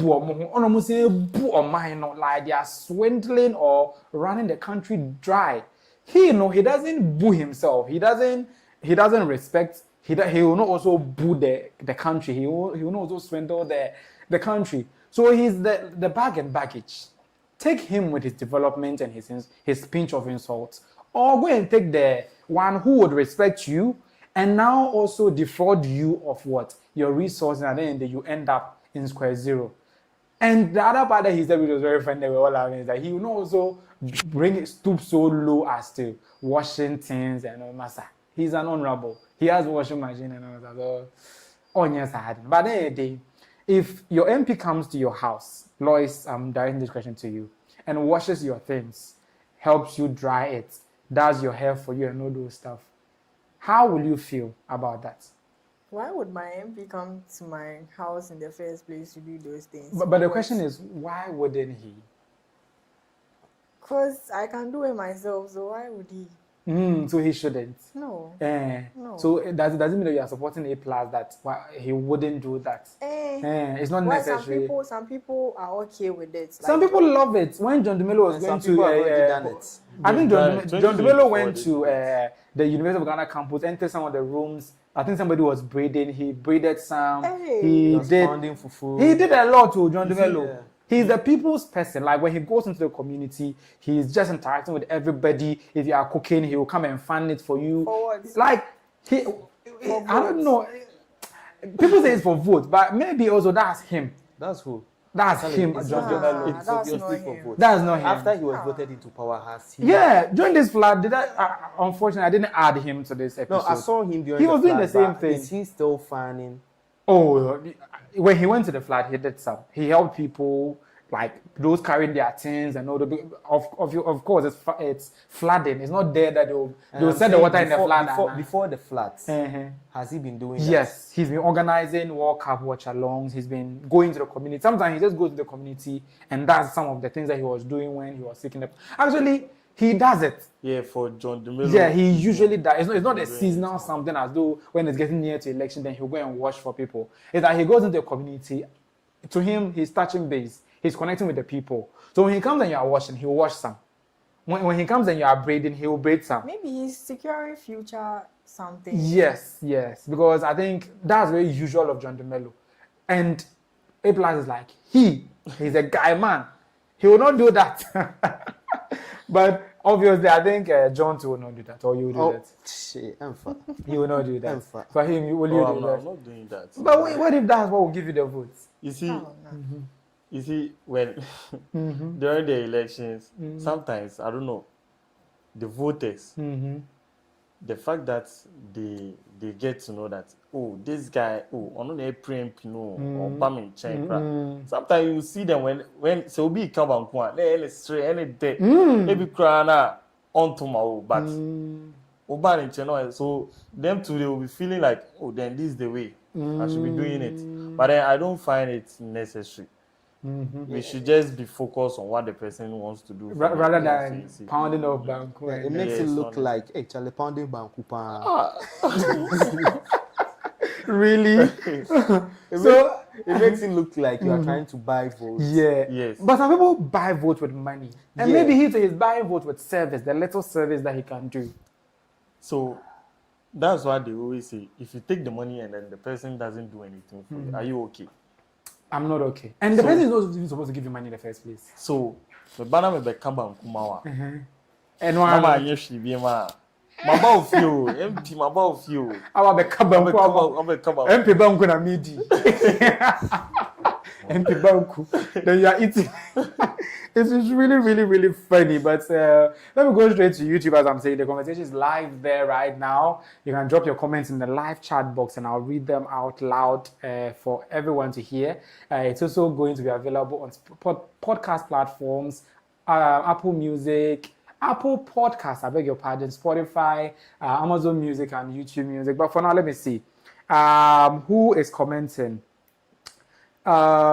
Richie is back saying, okay, Abigail, thank you very much for this comment. She's like, nah, this is really bad from an MP. And I think she's referring to A+. What A+ wrote there. She's like, nah, this is really, really bad from an MP. And she came back to say, he can do better. That's A+ can do better. She also said, nah, this A+ is just funny. And this is stray bullets to John Dumelo, as I mentioned earlier, because he said, me a guy man. Yeah, stray bullets to him. And Richmond is saying, MJ is quiet too much. MJ, please say it all, because if you keep it to yourself and die alone, we'll come and punch you or this. MJ, they say you are too quiet today. What is the issue? Tell us. Maybe Abigail Anderson has a message for you. Why you won't force something out of me? Yeah, it's like today you're a little too reserved. There's nothing. What is the issue? There's nothing. Are you sure it's nothing? If it's something, just say it. Or maybe lawyers can help. Yeah. You know, you don't know. You never know. She just said no. She can't help. I said yes. She said yeah. Oh, so now he's so deep. Hey, sorry. He's so quiet that now he even hears yeses as yes. So this is confirmed. Richie is true. Something is wrong. We have to investigate. So after this, I will deploy my secret agents into somebody's life to go and dig into it. Like look into it. Look at the broken pieces. Connect the dots, and yeah, by next week we'll know what is the case. Moving on, Kyeiwaa and Lilwin. The Kumawood reunion in the US. Currently, we know Kyeiwaa is based in the US, and Lilwin too has gone there to watch the World Cup that he claims Ghana is supposed to win, and win the ultimate one. He says Ghana is winning this World Cup. Yes, he has seen it. So those people saying Portugal and the rest, Kenekeda, like that. Yes. So Lilwin is saying Ghana is going to win, and he's there. And apparently, in one of his rounds, he met veteran Kumawood actor, very, very. So most of us grew up on this woman's movies. Like she's like the Patience Ozoko of Ghana. Really, really funny. She's always in character. And the surprising thing is when they met, she was still in character. That is more or less like Kyeiwaa. When she's acting, she's just acting her life. Like how she does things in real life, that's how she acts. Because the way that she was receiving Lilwin, I can literally see Kyeiwaa doing the same thing in a movie. It's really very serious, but take a look at this. Now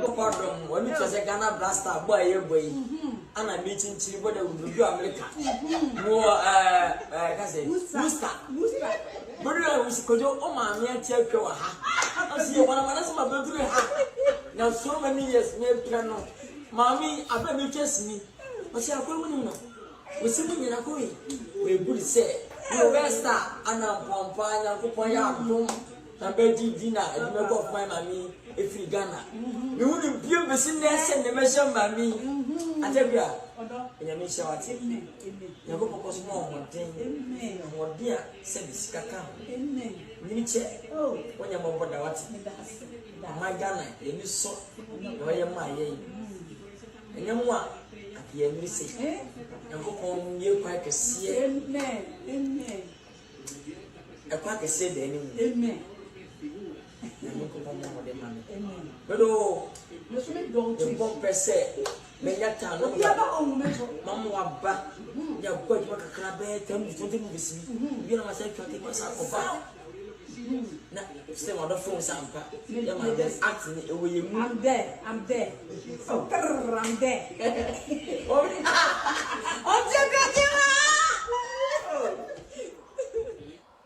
Okay, so that was Lilwin and Kyeiwaa right there, and the reunion was nice, and the way that she was reacting, I've seen that many times. I'm feeling, is she acting or she's really happy to see Lilwin? I don't know. I don't really know. But you yourself, those of you who grew up with Kyeiwaa and all her movies, you know that's the usual hair. And Lilwin didn't just go there empty-handed. He gave her money. That's $500 when he met her. And let's take a look at it before I comment on it.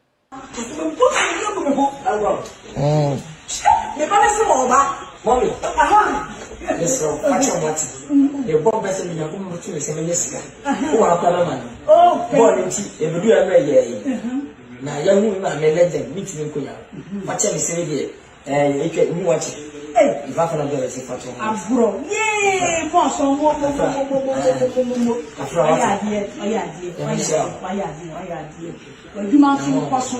And you man on Cosso and Cosmawati. Via the clock. You plenty. Now, what I don't know, money. Let me change that. Oh, my God. Oh, sir.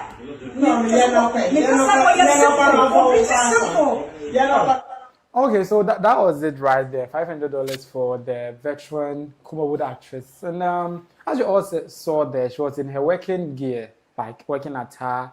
And that shows the level at which the Kumawood or Ghanaian movie industry has gone down the drain, because this is a talent that I don't think she should be working in somebody's country. I don't think she's doing any proper work there. I don't think she's doing any sense. Sorry for my words. Any work that is worth her salt. Honestly, sorry. Like, I'm really, really sorry I had to say this about her. But she's a legend. Like, as I mentioned earlier in my intro, she's in the league of the... What if the person be nurse? What if she be nurse? Like, I don't think so. And you all know she's not, like, you want me to say illiterate, but, like, seriously, like, she is a talent who should be feeding off her talent. We've seen how Nigeria has treated patients, as well called Pet Idoche, the other big veterans within the industry. Till date, Patience is still on Patience is still on Netflix movies. At least the industry is pulling her along. She's getting roles. You see the thing, she's still being able to feed. People don't, hardly do I see Nigerian actors and people having to go abroad to go and live. This is the talent. Like, are we so backward as a country to the point where we cannot support a top talent like this one, Kyeiwaa? Like, really, like, that is really grave. And the fact that Lilwin went there, saw the situation, which we don't want to go into because it's a little murky, and had to give her $500. If he saw her to be living a better life there, I don't think he would have been giving her $500. I don't think so. He saw something. He knows what she's doing there is not befitting of the star, the talent, the veteran, the legend that she is. And he said, well, me cry in Ghana, no cry, maybe I'm better off. So take $500, and she was obviously happy. This is not a dent on, it's not an indictment on her or on Lilwin or any other thing, but this exposes the extent to which Ghana is not really making any progress when it comes to our creative arts sector, which the same sector just got 20 million from the government. But if people like Kyeiwaa cannot be saved, then I'm afraid maybe the movie industry doesn't have a future. It doesn't. Or maybe you people think it does have a future with talent like this wasting. Last month, then we did here, I commented about this thing. You guys were all against me. Come on. I don't know what proper movies you guys are watching on Kumewood. You'll be telling me that. But let's correct our dear Lilwin again. Charlie, it be Worcester or it no be Worcester. You know him. He and Dabo, the way that they've been doing themselves something and there. John Telly. But don't you think? I I've had an issue with Lilwin. I don't know since. Yeah, he chases clout too Don't much. you think he was chasing clout again? It's possible. Why should you? Possible. If you You want to give him money? Shouldn't it be off cameras? Yes, of course. Because it's enough that we know that we are wasting a talent like her. Yeah. Because the industry not progressing, we cannot blame somebody like her. So it's the infrastructure that we need to build. No? It's not people like Kyeiwaa that will build it. It's people like Kyeiwaa who would benefit from it. Yeah, I'll blame Kyeiwaa. Why? She tormented my childhood. Wait. Oh, the Kyeiwaa vibe. Oh, the Kyeiwaa vibe. Child, I couldn't sleep. Oh, she was just But acting. you watch horror movies. I watch so for anything. You see the thing, but one thing is that if she really tormented your childhood, then I mean she was doing something really good. She was really good. And we shouldn't be wasted. Like, look, imagine that horror going into Netflix, Amazon Prime, going into all the big streaming platforms. You know, you know, relax. It can go. You were tormented. With That the means that what? another person can be tormented. With the what? Film? Yeah, cool. Charlie, what's up?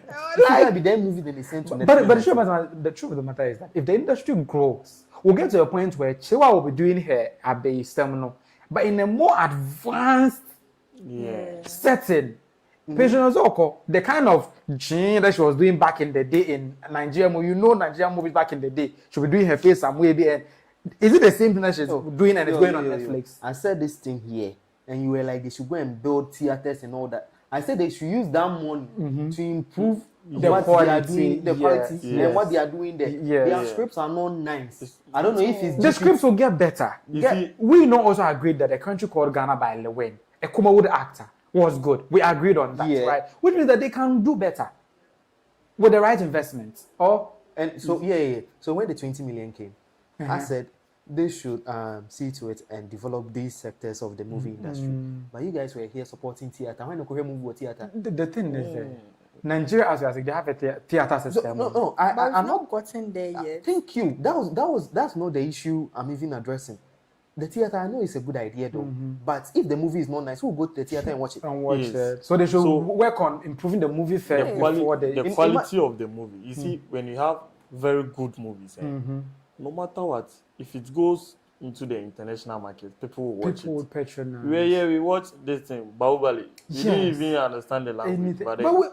But we were able to get cues. Yes. Have you watched Terminator? Yes. Will you send that movie to theater?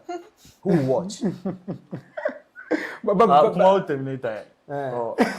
Charlie.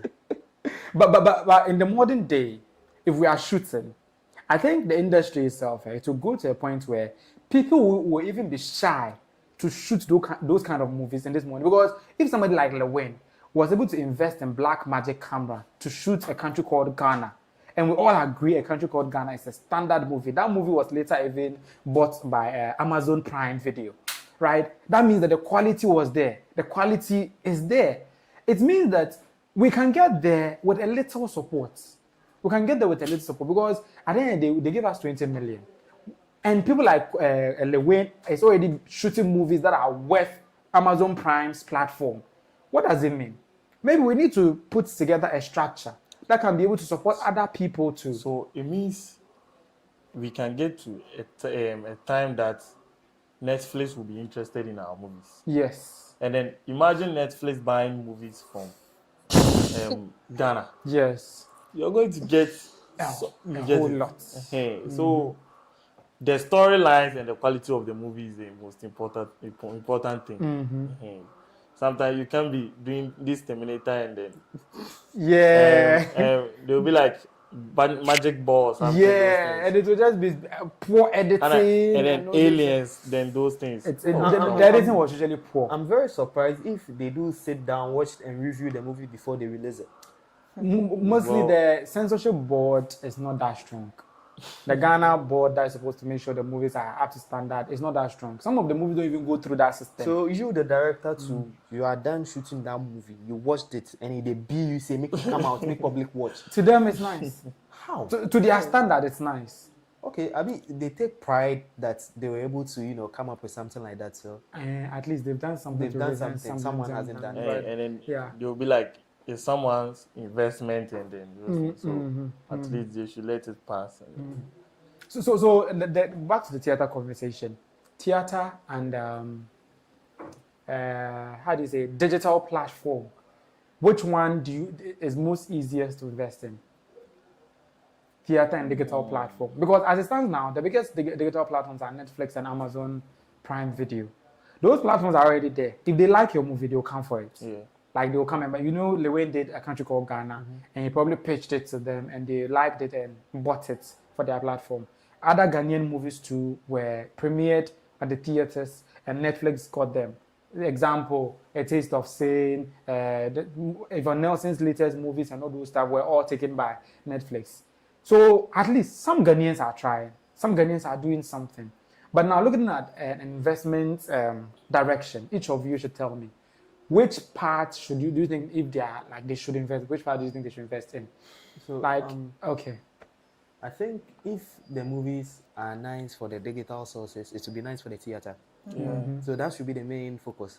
So they should make movies for the digital platforms to that level. To that level. If it's nice to that level, it should be nice for the theater. For the theater as well. But if they get that we don't have enough theaters, should they develop theaters in every region? Charlie, why should you develop theaters in every region if the movies are not nice? What movies are you going to show there? Maybe the few that you are producing are good. Few. But every year they release movies, but not as much as before. Recently we did the Ghana Movie Awards, and we were on this platform discussing it. Movies are there, but they are not just plenty. A whole year they can do like less than 20 movies, and it's bad. In an industry where we have hundreds of talents, some of the actors, if they bring you a picture, they'll be like, this person, where the person did? Like, it's been long since you saw. And even Kyeiwaa, for instance, she's been around though, but nobody's hearing of her because the industry that she's part of is not there. So by way of direction, how do they do that? How do they invest in that sector to make sure they always shoot? Do you have an idea how they can do that? No, I don't have an idea though, but to me, I don't think the theater thing is something that's worth it right now. Right now. Lois, do you think there's something particularly that they can attack that can help? They should just make it nice and nice realistic. Movies. Realistic? Yeah, because they overreact too much. They do it and it's like too fake. It's too fake. Yeah. So when they take care of the reality thing, actors have grown out of this country to Spider-Man and the rest. We're in this country when Abraham-Atta did Beast of No Nation. It was shot here in Ghana and it went global. It got nominations in various award schemes. And even the Ghanaian boy, Abraham-Atta, who featured in it, also got accolades, and now he went on to feature in Spider-Man Homecoming. Is it a thing? And the key feature of what people usually say about the Abraham-Atta guy is that he's a natural actor. He doesn't look like he's forcing it. When he's acting, you don't feel like acting. He's acting as though he's living. Is it a thing? Even the president said he's a natural. Like if Kyeiwaa, for instance, the way that she was reacting to Lilwin, when you put her in a movie, she can do the same thing.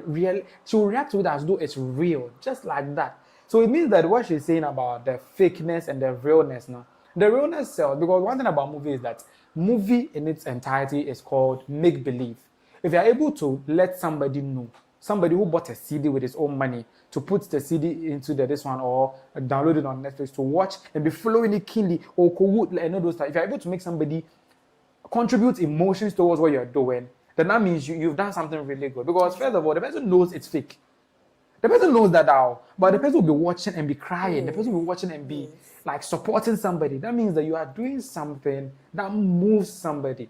And I think, as you said, when we move towards that angle as a people, we should be able to get the best out of our movie industry, and probably people like Kyeiwaa would have to come home at least. Where she is, most Ghanaians are patriotic, like most Ghanaians. Like we really love our country. So if they build on it, it will really go far. For him, your thoughts on this? I think the investment should go into the equipment that we use, the scripts that they use, and then the kind of software we use for the editing. You see, when you are doing movie, I know Netflix and this Amazon Prime, they have the standards that you have to meet before they can buy your movies. So imagine you do a very nice quality movie and then they buy it and then you pay these actors very well.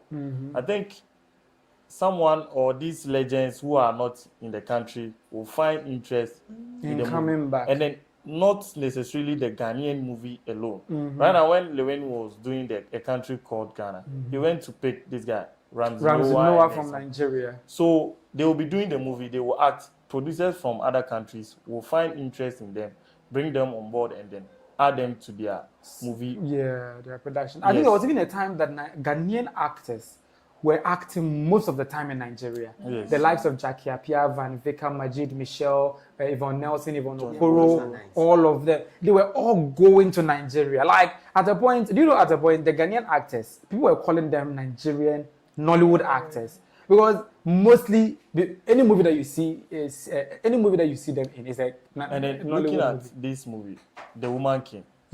Look at the storyline. And then look at the quality, the realism, the way the movie looked. Yes. So realistic. Even the palace, you could see that they developed it from scratch, and it makes you believe there's actually a kingdom, like the kingdom that they were living in. And then in Ghana, we have most of these stories that we can do. Even the castles are still there. Yes. The castles that we can use to tell the slave stories, the whatsoever stories are still there, but we are not telling them.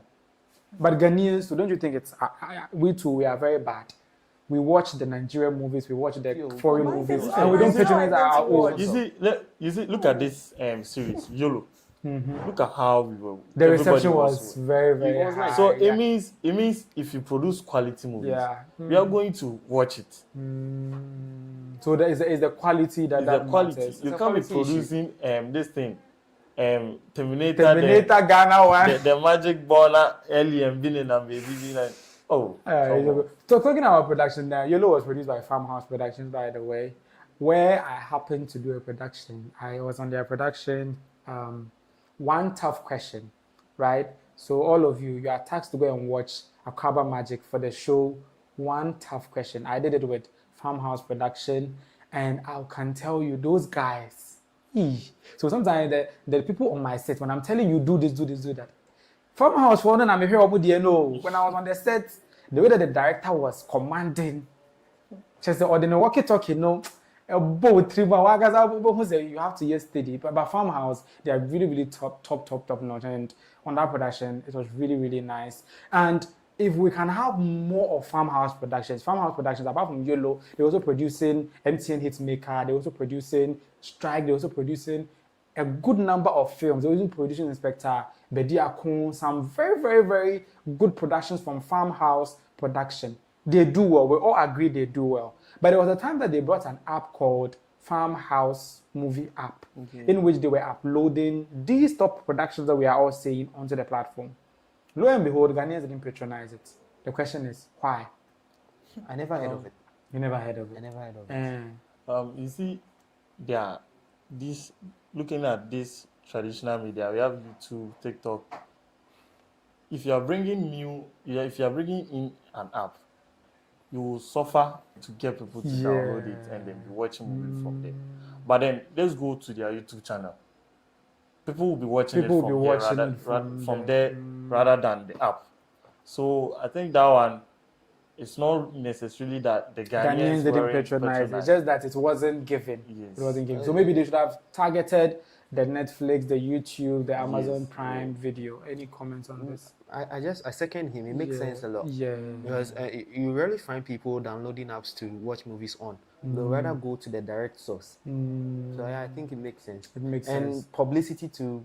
I never heard of it. But with Farmhouse, I think that year that they brought the Farmhouse app, they said they will release the YOLO. You know, people were following YOLO. So they tried to use YOLO to advertise the app. They were like, they will release the YOLO episode earlier on the app. Like, let's say if the YOLO will drop, let's say this weekend, Saturday, they will release it like, let's say Wednesday on the app. So that they were doing it to probably entice people to download the app, pay a little token, and watch the movies there. But probably didn't work because already people are on Netflix, they are on Amazon Prime, and they cannot put on another cost of being on this one. So I think moving on to DSTV platforms like Akaba Magic, the production that I said I was on, they produced it for Akaba Magic. That's the reason I don't even have the shots. But those who've been watching DSTV, the One Tough Question show, you would have seen that they have a show like that, which is very, very nice. So they are reinventing themselves. Farmhouse Production is doing it. They have other productions that they are doing. They didn't say because Farmhouse Production app didn't work, we will not continue. They are now sourcing other ways. Showmax, this one. And I think going forward, other people should also try same. And I think it will all just be well. Moving straight to YouTube, the comments are given. And let me read some of them. Right, okay, so moving straight to YouTube, MJ is okay. I've already read this from Richie. Richie came out to say again that this is scripted. This is scripted. According to him, what Lilwin and Kyeiwaa were doing is scripted. And I'm like, really? But why would they script something like that? Why? Lilwin is someone who always wants eyes to be on him. Yeah, so he can script something like that. Yeah. And he came back to us and say, Chris, they will come for you. What did I say? Did I say something? The illiterate part or the Kumawood part? Or sure. Well, because I'm not quite sure who are coming for me. That one. Okay, then Abigail came back. Or maybe the time that you use the same. It doesn't make But I censored it. I said, I don't want to say it or something like that. But okay, so Abigail said Lilwin always wants to be in the news. He's this one, attention bay. He likes cloth chasing. Like, I don't know. Then Pierre opposite will be kind of handsome. Imagine him saying Ghana is winning the World Cup. Semenyo shouldn't sleep with his wife, his girl, his fiancé. He shouldn't always be. He's saying something. It's like he's had attention almost all his life. Isn't he tired of the attention? Because everybody knows Lilwin. Who doesn't know Lilwin? The attention gives him money. Oh, it's too much of events. As my favorite rapper says, attention seeking is not bad, but too much of it is a chronic disease. And at this point in time, I think we should diagnose Lilwin. Too much money is never bad. But attention seeking is not bad. Too much attention of is giving him money. This one that he did with Kyeiwaa, what money will he get from it? Actually, you definitely post to his socials, you get numbers and you get space for it. Yeah. You get space for it. You know the social media platforms are monetized, so he will generate a lot of engagements and even make more than $500. Of course, post to your socials, people will comment and all that. You get paid for it, so. Hey, I've been illuminated. Hey, I'm Paul. Where do you think he was filming? Okay. Go to his socials. He posted it too. Yeah. He posted it with the caption, reuniting with my Kumawood mother. And your mother be kind of orgy. Abigail is also saying, Chris, with this, I'm not in support of what you are saying. Sometimes you have to be a bit clear on what you are saying. Which of what I said are you not in support? The theater thing or what? The theater and the thing. Okay.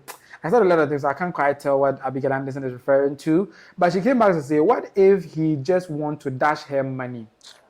But it shouldn't be captured.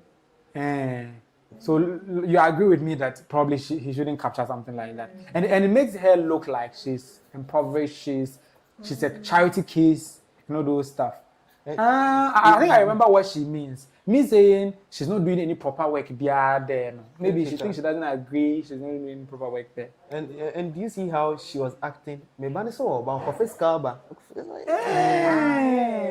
Like, why should you do that to herself, bro? She looks like she's vulnerable. Anna. I don't know. Or maybe she's actually vulnerable and we should also I don't think she's vulnerable. Like, Kyeiwaa is just like that, She's very dramatic. Yeah, she's such a person. The average hair, even if you meet her in person, she's very dramatic. Even if you are giving her like she'll be, she's an elderly, but she overdo her. Yeah, she has that silly side, like dear God too much. Is it that thing? Like and you see it reflects in her movies. Some of her movies are very funny. Like even if you tell her to be a witch, she can be a funny witch. You see that thing? So if it's truly that Lilwin, assuming just like I was saying, he'll be posting on his socials to get paid for it and all that. Do you think Lilwin used her? He used her for money rituals. Okay, so what if it's scripted like? I don't think it's scripted though. And it's scripted and it's only posted on Lilwin's social media and not on hers. Because she's on Instagram. Her daughter opened Instagram for her. I think I was following her. Sometimes she'll be doing a video and the daughter will be coaching her on how she doesn't even know how to do that whole thing. So that's how come I noticed it was I don't know whether biological, but there's a lady who is supporting her to do Instagram, and I'm sure they will do other platforms too as well. Moving on, we just can't compare our movie industry to Nigeria. Yeah, we can't do, but for talkability's sake, who do we compare it to? Hollywood?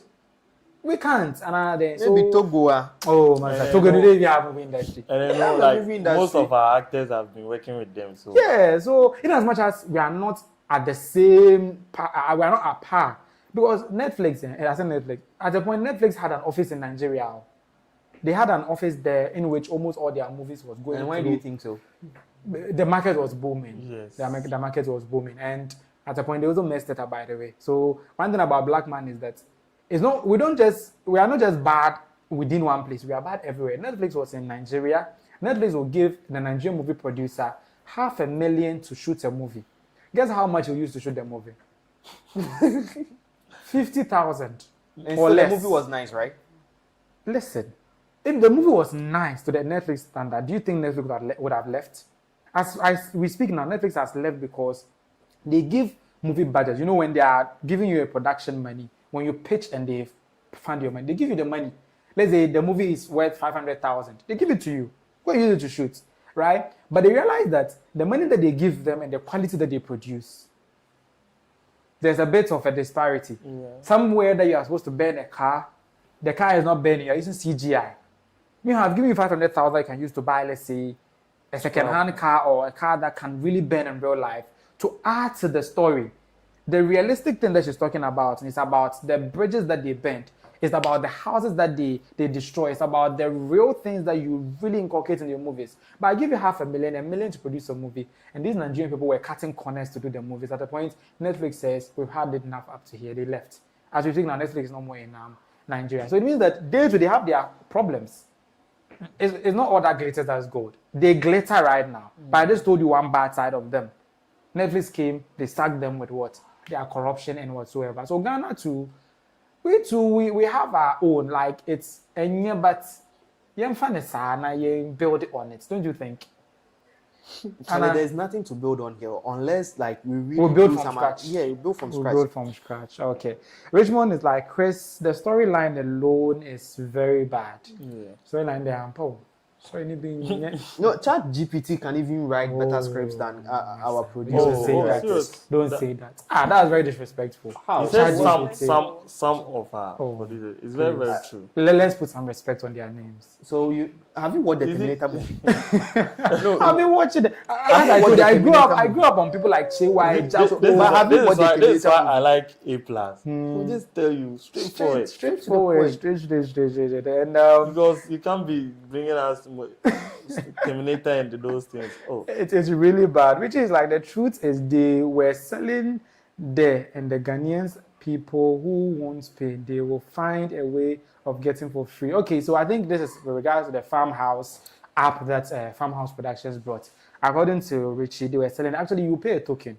I think it used to be something small. You pay, then they'll unlock all their products. As I mentioned, Inspector Bedia, most of their productions. They'll put it there, then you'll be watching. It's like Netflix, mini Netflix.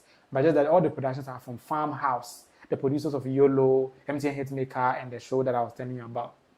So yeah, it means that we Ghanaians are not willing to spend anything small to support our industry. So you see, but right now, people pay for Netflix. Mm-hmm. People are paid for it. Yeah, so it means Farmhouse weren't there yet, but then they wanted to be there. Mm-hmm. So instead of you opening your own digital outlet, you just have to pitch it with Netflix so that everybody will be watching YOLO from Netflix. At least you get some token from there too. That would be big money. And in the first place, everyone was aware that YOLO was going to Netflix. So why go and pay another money whilst you're already on Netflix? So that means that they were shortening, they were cutting their own feet. Yeah. If you are taking it to a different streaming platform, why do you create another streaming platform for us to be in? So at the end of the day, that happened, and we are not having it. But what can we do? What can we do? Moving on to my next story, Abu Trica is in the news again. Currently, the court of Ghana, in which he was appealing his sentencing or the pronouncement, has declared him extraditable if he is a goose he can now be extradited. He walked into the courts like this. Good morning.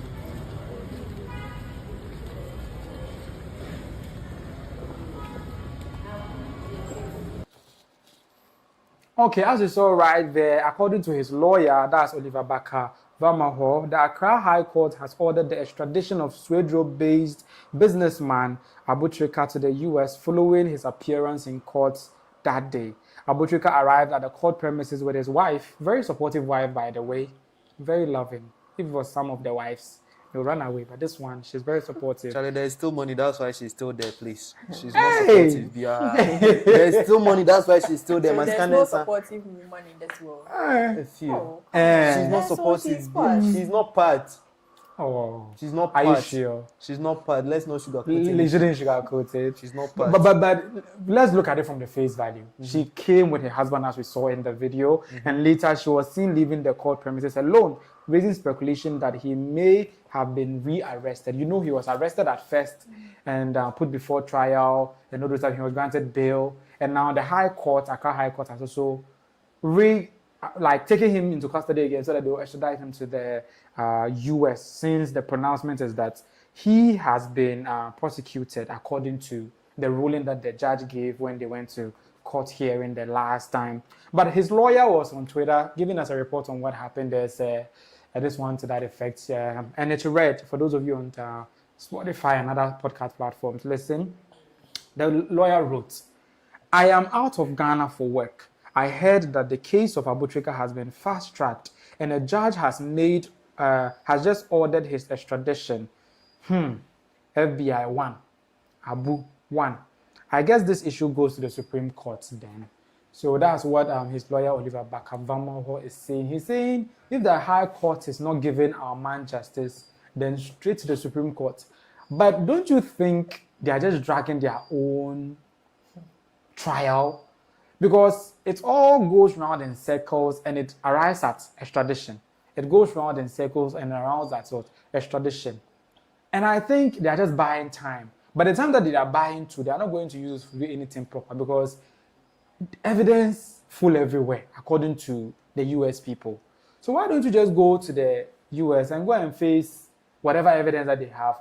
And if it's true that you are innocent as you claim, you'll be what? Exonerated. Don't you all think so? Why is it that extradition from Ghana to US, they are making it so easy, but we have our own person there, they don't want to bring him? I think in the later part of this video, we'll mention his name and talk about it, because Martin Kwedi is like exchange. That person that they don't want to bring in exchange for Abu Trica. We'll talk about it later. But looking at this, do you think that they are just dragging the trial period? Yeah, I think they are just dragging the trial period, and the lawyer is also, milking Abu Trica. He's just milking the guy. Charlie, FBI just doesn't come for you. Like, before you see FBI at your doorstep, they have everything against you. So the guy will just go. He will go. Sooner than later. Yeah. Not sooner than later, but I'm not sure it will be very soon, but it will be in and out of court, And one day he will just disappear. We'll wake up one day, then he's been extradited. Then the next time that we hear, he's been prosecuted. Definitely. Or exonerated. But which do you think it's going to be, Lois? Will Abu Trica be exonerated or prosecuted? Or convicted, sorry. I can't tell. Which do you guess it's going to be? I can't guess. You can guess. Okay. Yeah, so looking at how everything is going, Lee, when he came out, he granted an interview and then he's worsening the case. Yes. FBI. And I think that's the way that doesn't even make sense. FBI, it's here that he will be able to defend himself. When you go, you'll be there and they'll be like, Abu Trica has pleaded guilty for this and this. Talking about pleading guilty, do you know one of the people that the FBI has pleaded guilty? No. And in the okay, let me just add it so that we'll start out the conversation. We're in this country when they arrested that Dada Joe remix, right? In the over whatever million romance scam case. He has pleaded guilty. He pleaded guilty. That's romance scam suspect Joseph Kojo Bedu Boateng, aka Dada Joe remix, pleads guilty to defrauding elderly US victims and agrees to pay 4.4 million in restitution as part of plea deal. And the story goes that he pleaded guilty to the U.S. federal court to conspiracy to commit wire fraud for his role in the decade-long romance and inheritance scheme that defrauded elderly victims in the U.S. As part of his plea deal, he has agreed to pay approximately $4.4 million in restitution to the victims. When this Dada Joe remix was arrested, it was the same thing. He's innocent. They are just witch hunting him. They are He went there and now he himself has pleaded guilty. So yes, he has done you see, Abu Trica issue. The issue at hand, what they are doing right now, it's not the prosecution of the case. It's the extradition process. So for now, they are not going to talk about what he has really done. They're just going to find a way to extradite him. Yeah, so and when he gets there, they will open up the main case. And I think the lawyers in Ghana are trying to push them, that's the FBI people, to open the case as in bring all the evidence that they have. And I think it's quite smart because if you know the evidence against you before extradition, then you can build your defense from here. So by the time that you get to the US, now you see the thing. But the FBI are very careful. They don't want to reveal too much. What they know is that you are guilty of this and they have to take you. And the court keeps on going around in circles and saying, extradite him. Then the lawyers will come and say they are going to appeal again. This is the second time they are appealing it. And so now he's saying they are taking it to the Supreme Court. A Supreme Court to judge this case. Isn't it a waste of their time? You see, Dada remix. You saw his picture, right?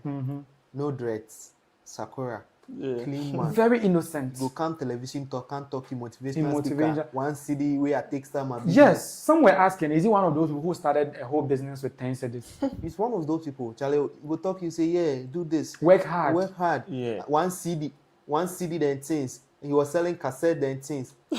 Oh, this one cassette. You are going something which is very slippery. Cassette, Ben, I can't watch it. You want to mention despite something? Please. I'm not mentioning anyone's name. They won't really, tell the youth how they got the money. Yeah. They'll tell you one CD, they started a cement business with one CD. Like how? Make it make sense. How much is it? I read somewhere that somebody said in his house there was no lights. So his uncle was usually smoking, and the light of the smoke is what he uses to read. So let's say when the uncle is smoking and this one illuminates, that's what he used to read small. Then it will become by read small. He read like that and went through his education and passed a flat. I'm like, hey, Jot now and all that. You see the lights. When you are poor, like what's the advice? Is it before they arrested Ajaforo? I saw her interview with Felix. You know, say I'm a ghost child. Hey. Look at the way this girl was speaking, as if she's been doing some serious business or something. She's like, I'm very hardworking. I'm encouraging the girls to also be hardworking. She's hardworking. What hard work? You should know. I don't know. In the other area. Which other area? In the upper room? In the upper room. Mrs. Level. Of course. She's hardworking. Why do you think? I'm Paul. I'm working hard in that. I don't know if you know this guy, Jibril. Yeah, he has also been picked up. Yes. Yeah. Look at how he lived his life on social media. Yes. Real estate developer, whatever. So what? Meanwhile. Oh, poor. Say that. So this country, is there any clean money? Because every money you go behind it and the debt, the skeletons in the closet. We are the only ones who is after the clean money. Yes, media clean. When you see me in my cyber truck, clean.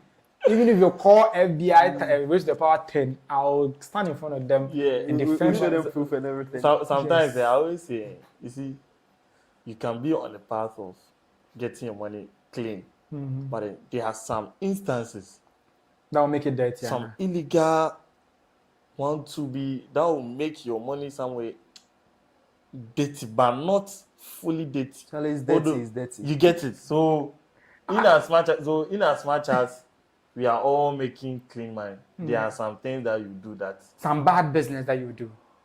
Sometimes it won't really be bad business. But if you go into detail, Charlie, why not? So like you have money, and we know money begets money. Yes. Like when you have money, you get more money. So let's say you have money, somebody be like, hey, they'll be like, let's do this. Before you realize you're in a very murky situation. Yes. Do you think that some people are usually trapped into some of these situations? As a business, I think so. I think so. Some people are actually trapped in business. Yeah. Well, let's move on. Time is fast spent. Let's do a flip side. It's been serious all this time. Let's do a flip side before we wrap up the last part of the conversation. This man, the women saying what men can do better. And he's now making himself a different breed in the whole kingdom.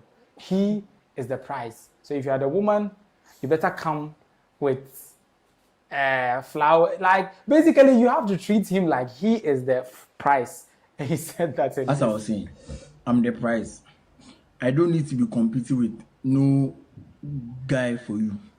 So if you feel like it's not me you want, sack me. Sack me. I'm serious. If you don't want me, sack me.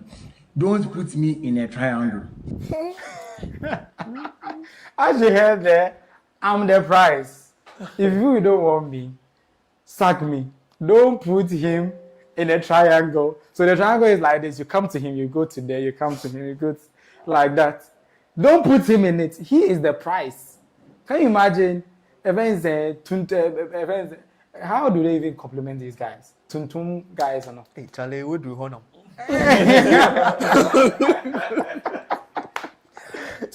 Bema can think another kind of say something like that. So he is the prize. So you shouldn't put him in a triangle. If you don't want him, sack him.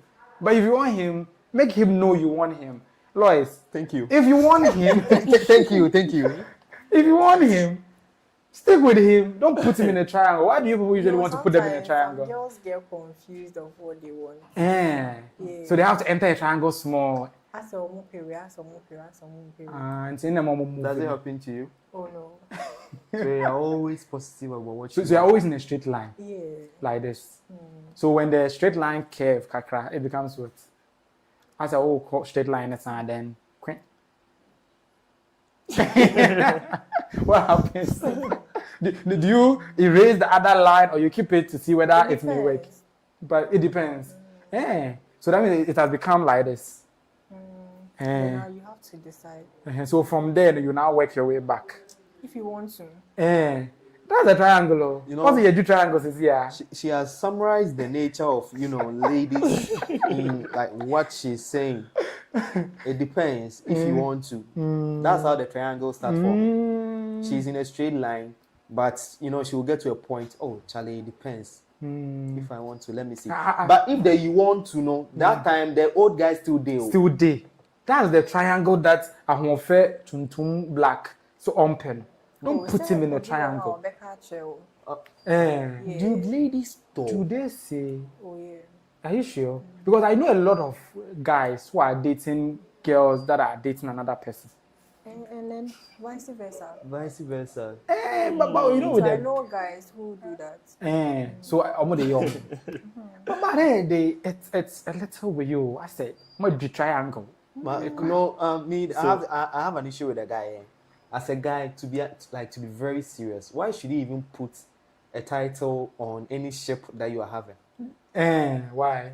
Why should you put a title on any ship? I don't want to mention relationship. Like it's not. It shouldn't be in anybody's dictionary. That is a relationship. Like, why should you even put a title on any ship? It should be like an acquaintance. No, Charlie, just someone you are seeing. That's all. You are just seeing the person. You are just seeing the person. But you're in a relationship with the person. What ship, please? What ship? You are in a relationship with the person. The person will jump the ship into another ship with another person. You shouldn't be in a relationship. You should just be in like. Na ship put no more jumping. Na ship You should just be in situationships. When you are in situationships, you don't get really attached. You are just there. If shit happens, you just But apart from relationship, there are also relationship. Relationship, you are emotionally invested. And situationship is just you just don't care. It just happens. You are just there. And you prefer situationship. But it's also another ship. Charlie, situationship is not any ship. It's like I don't even know how to describe it. It's like, you are lost for words. You are there. You are not there. When the person calls, you're fine. If the person doesn't call, that's why I mean compel cry in the first place. So you won't marry? Why should a man marry? Oh, okay. Really? Is that where the toxicness has gotten? No, why should a man marry? You can just in the Bible. And you are supposed to be a Christian too. I'm a Christian. You can give birth. I will always advise a guy, you give birth, you take your child, you take care of the child, and you leave the mother somewhere. So that she'll be doing well with her life. To the laws of nature, the Lord's commandments. Please. To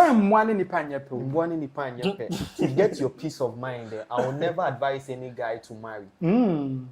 Really? Okay, but for him, like what he say, what do you say to it? It's like it's making. You see, what he's saying, when you ask those married men, they will tell you the same thing. To get your peace of mind. But if you don't want your peace of mind, then again you can go and marry. In marriage, they don't have peace of mind. There is no peace of mind in marriage. Hey, you see, maybe sometimes you won't see it, but then that's the honest truth. There are so many things going on in marriage. Yes. So marriage is not attractive. You know that sometimes some people divorce, but you see them together, they will live under the same roof and everything. But they've divorced. Yes. So the title marriage is the problem. Or because if they've divorced and they are still living under the same roof, that means that when they were married, is the problem. Anna. Yeah. Are they married? Say a word. Thank you. Thank you. Starting out being living. But then you ask and say, you are living in the same roof, and then, but when the married thing goes, but then, it's just the word. But then, marriage. Marriage. It comes with responsibilities. When we are dating, and then we are married, it comes with two different responsibilities. That's why you have to get money before you marry. No, the responsibilities that I think that's what the man said. Is it right? The responsibilities that I'm talking about, it's not necessarily about money. So I think I was working with someone during my internship, and then this man works. He works, and then his wife works all right, but then most of the times his wife will be in the house during when their child closed from school. But then this guy will be there, and then they will call him from the school to come and pick the child. When the wife is at home doing what? You get it. So these are some of the responsibilities that comes with it. But if we are dating, it's not up to you to come and stay with me. It's not necessarily that you have to come and stay with forever. Me. No, I'm trying to give you explanation here that you are saying marriage is just a word, and I'm saying it's not just a word because it comes with responsibility. No, we're talking about the chaos thing that you living under the same roof and then you being married. No, like, so let's say we are no more married, but you cohabit. It means that responsibilities from married couples is no more there. Yes. So you'll be more comfortable. What if you have a kid with a person? You take care of your kid. Yeah, you take care of your kid. So in fact, MD says he will take the kid. You take care of your kid.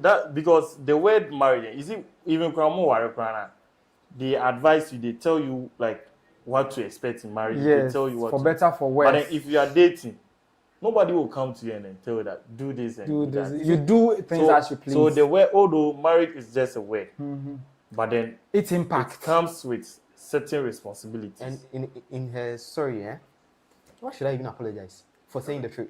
In her statement, she was like, that's why if you don't have money, you shouldn't marry. So now get it from our point. The reason why I'm telling you not to get married. So imagine someone who doesn't have. You get it. You struggle. No one wanted you when you were not having. You struggle. You make it finally. And right now they are popping up like balloons. Like, will you pop them or take them off? I'll be popping you. I'll be popping like the balloon you are. And whatever comes out of it, I take it and I take care of that thing that comes out of it. But to maintain you the balloon, you just fly away. Baby, I don't care. When you pop a balloon, it just flies away. So, no, that's the advice she's giving, right? that why should you marry if you don't have money? So that means if there is no money, no one is going to be there for you. There is no relationship for you to when you don't have money. You know, like sometimes life will be going well, you get married, but then things will start changing and everything because of so your wife too will be married, will be working. So you agree with women working for themselves rather than depending entirely on man? Of course. I think that's also something. That's what, please. Relationship, marriage, like it's so should I say expensive? Yeah. And it's stressful, Hannah. It's stressful, expensive. Even if you have money, it's so expensive. You'll be there, I'll call you, going to buy Brazilian wig, 5K. Oh, but say no, baby. Relax. Oh, relax. The one, yes, I know. The other things the lady is doing. No, the other things the lady is doing, saying. The other things in this modern day, yeah. Before the lady will even visit you, Obejo transport. Yes. The lady will come. You feed the lady. You do a whole lot just to visit you, but you go out. You go. Still, I'll say you go out. You see those piping standings there. You pick one. Yes. 250 cedis. Some are even cheap. 50 cedis. The ex-workers. You don't pay anything. That's fine. You get it. But your own lady in a relationship is more expensive. And they claim they are not those kind of people. They are not those but they are more expensive than But they are in a straight line. They will be in a straight line with you. But a do baby, they will be like, Ansha. Just like she said, Ansha. Obeshe. You get it? Ansha, Obeshe. So, that means it's becoming a diagonal line. Triangle or some what? So, some people get fed up early. In Tiabanisa, I said, Obeka say, oh, we can't continue. Ladies don't do that, Charlie. Ladies don't do They'll that. leave you hanging and go for another. Really? You know, ladies will leave you 6 months before they will come and tell you. Yes. Some ladies. But you know, some people do that. And when you finally can, they'll tell you they were not dating you. Hey. Yes. You know, they will be when they are emotional, nobody's talking out of experience. We are saying what's on the grounds. Are you sure? We are saying what's on the ground. Are you sure? I'm sure. Because you know, we know some ladies are wicked. Some guys are wicked though. What do you mean that? Because we are saying what's on the ground. Tell you this and that and that and I don't know. Whenever a guy is trying to make a point regarding these issues, they try and attack the guy that you've been through an experience of such or something like that. But it's not that. It's from what we've seen and heard. And it's going on. And it's not every girl who is doing that. But maybe majority. Okay, maybe majority. Okay, so at least she agrees majority are at bad. 98%, just 2%. And I hope you are part of the 2%. It's just same as the guys. So let me head straight to YouTube. The truth is they were selling there and the Ghanaian okay, yeah, I've already read this. MJA. I think when you were saying this one, you said something like that. You will not marry or something like that, which is like A. And MJ is just like the guy who said, "I'm the prize." You know, how can a guy be the prize? The woman is the prize. I'm no one's prize. I'm my own prize. Yeah, your own prize. Yeah, my own prize. Because as a guy, not who be saying, "I'm the prize." I'm the prize. You are the white prize. Must I get away? You as a guy, why should you feel like a prize? A lady should win. Like, yeah, doesn't make I'm sense. the prize. If you don't want me, sack me. Don't put me in the triangle. That was so funny. And MJ really has experience in it. Chris, please ask him. Me, I don't have. Lois was saying it, and you said we are like now. Richie is saying it. I don't have any experience. I'm just saying from what I've heard, what I've seen, and what I've seen people around me go through. Experience it before. You say it. Experience it before. Yeah. I've had one of my friends. Oh, hey, Charlie, this guy. The guy shit himself. Bro. You don't know what boys are going through. Yeah, so you don't know what girls are going through too. You see, you guys, you there, yeah? I'm reading the last comment. Richie is like, my brother has been through a lot, so please bear with him. He has been shown pepper. They've shown him like very, very hot. So is she admitting that like ladies are wicked or what? And guys too are wicked. Some ladies are wicked. Some guys too are wicked. Oh really? A guy naturally should be wicked. Why? A guy should be wicked. Why? You should just be wicked. Wickedness is part of a guy's trait. When a guy is soft, and this my guy there, he's too soft. Sound out makes you see the sound out. Be wicked. Like just be wicked. But you know, I was very surprised when I heard even those who they smoke, they will smoke and then get women. Yes, Why? people like them. People like bad guys. You know that I've ever had a chance on a conversation by women in which the one is complaining that her man has ever beaten her before. He's never been angry at her before. Or nyameshe, the other on Pemiana. Sorry, maybe whatever that I do. Charlie, time is going. Let me chip this thing. You know Kaka. Kaka, like the footballer Kaka. Okay, Kaka. He's very popular. Yeah. Do you know why the wife divorced him? Kaka is a millionaire. Yeah. He says Kaka is too perfect. Like for her. You get it. These creatures won't tell and you are too soft for them. Yeah, you want so. Sit down, you sit. You see, I was watching this interview. The guy was asking this question that what's one red flag that you find low-key attractive? And then most of these ladies are like smoking, a guy who smokes, and then I was like, wow. Really? If something is a red flag, no. Why do you have to find No, but the way that you're smiling, do you happen to be in tandem with what the lady said? To be honest, when they are in public, they try to paint themselves white, like so perfect. I'm an angel, maybe I'm not go for. Oh, like it's true, bro. Really? It's true. But, and I let some of them really fancy the details. Is preaching to you that toxic is any and because I've seen a lady in church. You couldn't tribute to say like in church. Charlie, in church, the man got down from a Range Rover tribute. The lady is still married to the man. If you're my daughter, that's the day that you come back home. Still married to the man.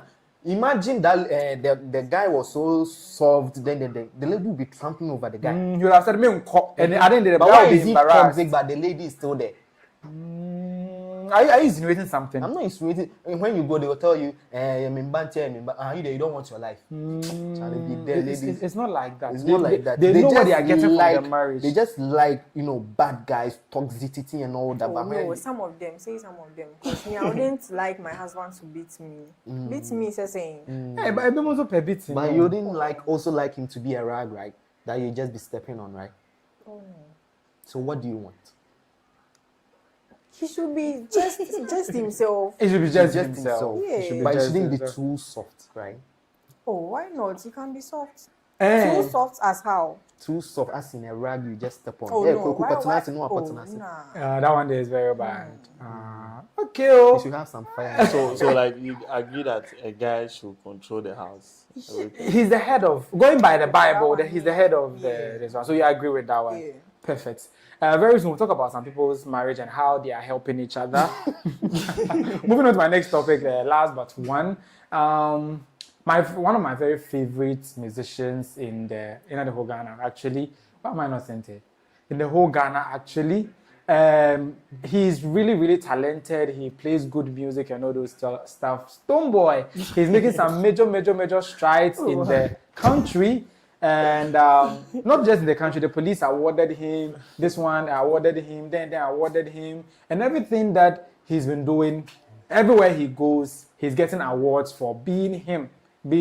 And recently he got awarded an honorary citation from the city of Philadelphia and the Ghana U.S. Chamber of Commerce in recognition of his outstanding achievements as an artist and his role in the promotion of African culture and international relations through music. Let's take a look at a sneak peek at this video and we'll come back. Acclaimed BHMI Festival, Stonebwoy has fostered cultural exchange and unity by bringing together artists and audiences from Africa, the Caribbean, and around the world, celebrating the shared heritage and enduring connections among diverse musical traditions. Whereas beyond his artistic accomplishments, Stonebwoy has demonstrated an unwavering commitment to humanitarian service through charitable initiatives, educational workshops, entrepreneurial development programs, agricultural training opportunities, and community development projects, including the construction of mechanized boreholes to provide clean water in underserved communities throughout Ghana. And whereas his dedication to uplifting others, empowering young people, promoting African culture, and strengthening international relationships exemplifies the highest ideal of leadership, creativity, and public service. And whereas the U.S. Ghana Chamber of Commerce proudly presents Stonebwoy as a featured honoree during the Black Star Experience, Ghana's official host city, activation in Philadelphia during the FIFA World Cup celebrated the enduring bonds of friendship, commerce, culture, and shared opportunities between Ghana, Pennsylvania, and the United States. Now, therefore, be it resolved that Senator Sharif Street in the Senate of Pennsylvania hereby connect. Okay, so whilst he was there receiving his award abroad, sorry for cutting this short, it was a bit elongated. Whilst he was abroad, touring the world, pushing his music, his career, and everything to the heights it can never be, his wife too was at home doing what she's supposed to do, right? Apart from she bettering his life, hey, I say it well. Apart from she making him pursue academia, he did a bachelor's in within 4 years. He was able to do a degree, a master's, two masters, and all that. Stonebwoy is now learned. He's winning awards and everywhere. She was also home doing what she's supposed to do. She was teaching their kids the right thing. In another video, she had a nice way of teaching a bano, something that the child is supposed to learn in school. But because she knows something, some of you who get married to Nkosono, if you get married to people like Louisa, this is what would happen. The question says, how long does it take the Earth to orbit the Sun? And what do you call this period of time? So what's the answer? Okay. Your daddy has a song that talks about this. Do you know what song that is?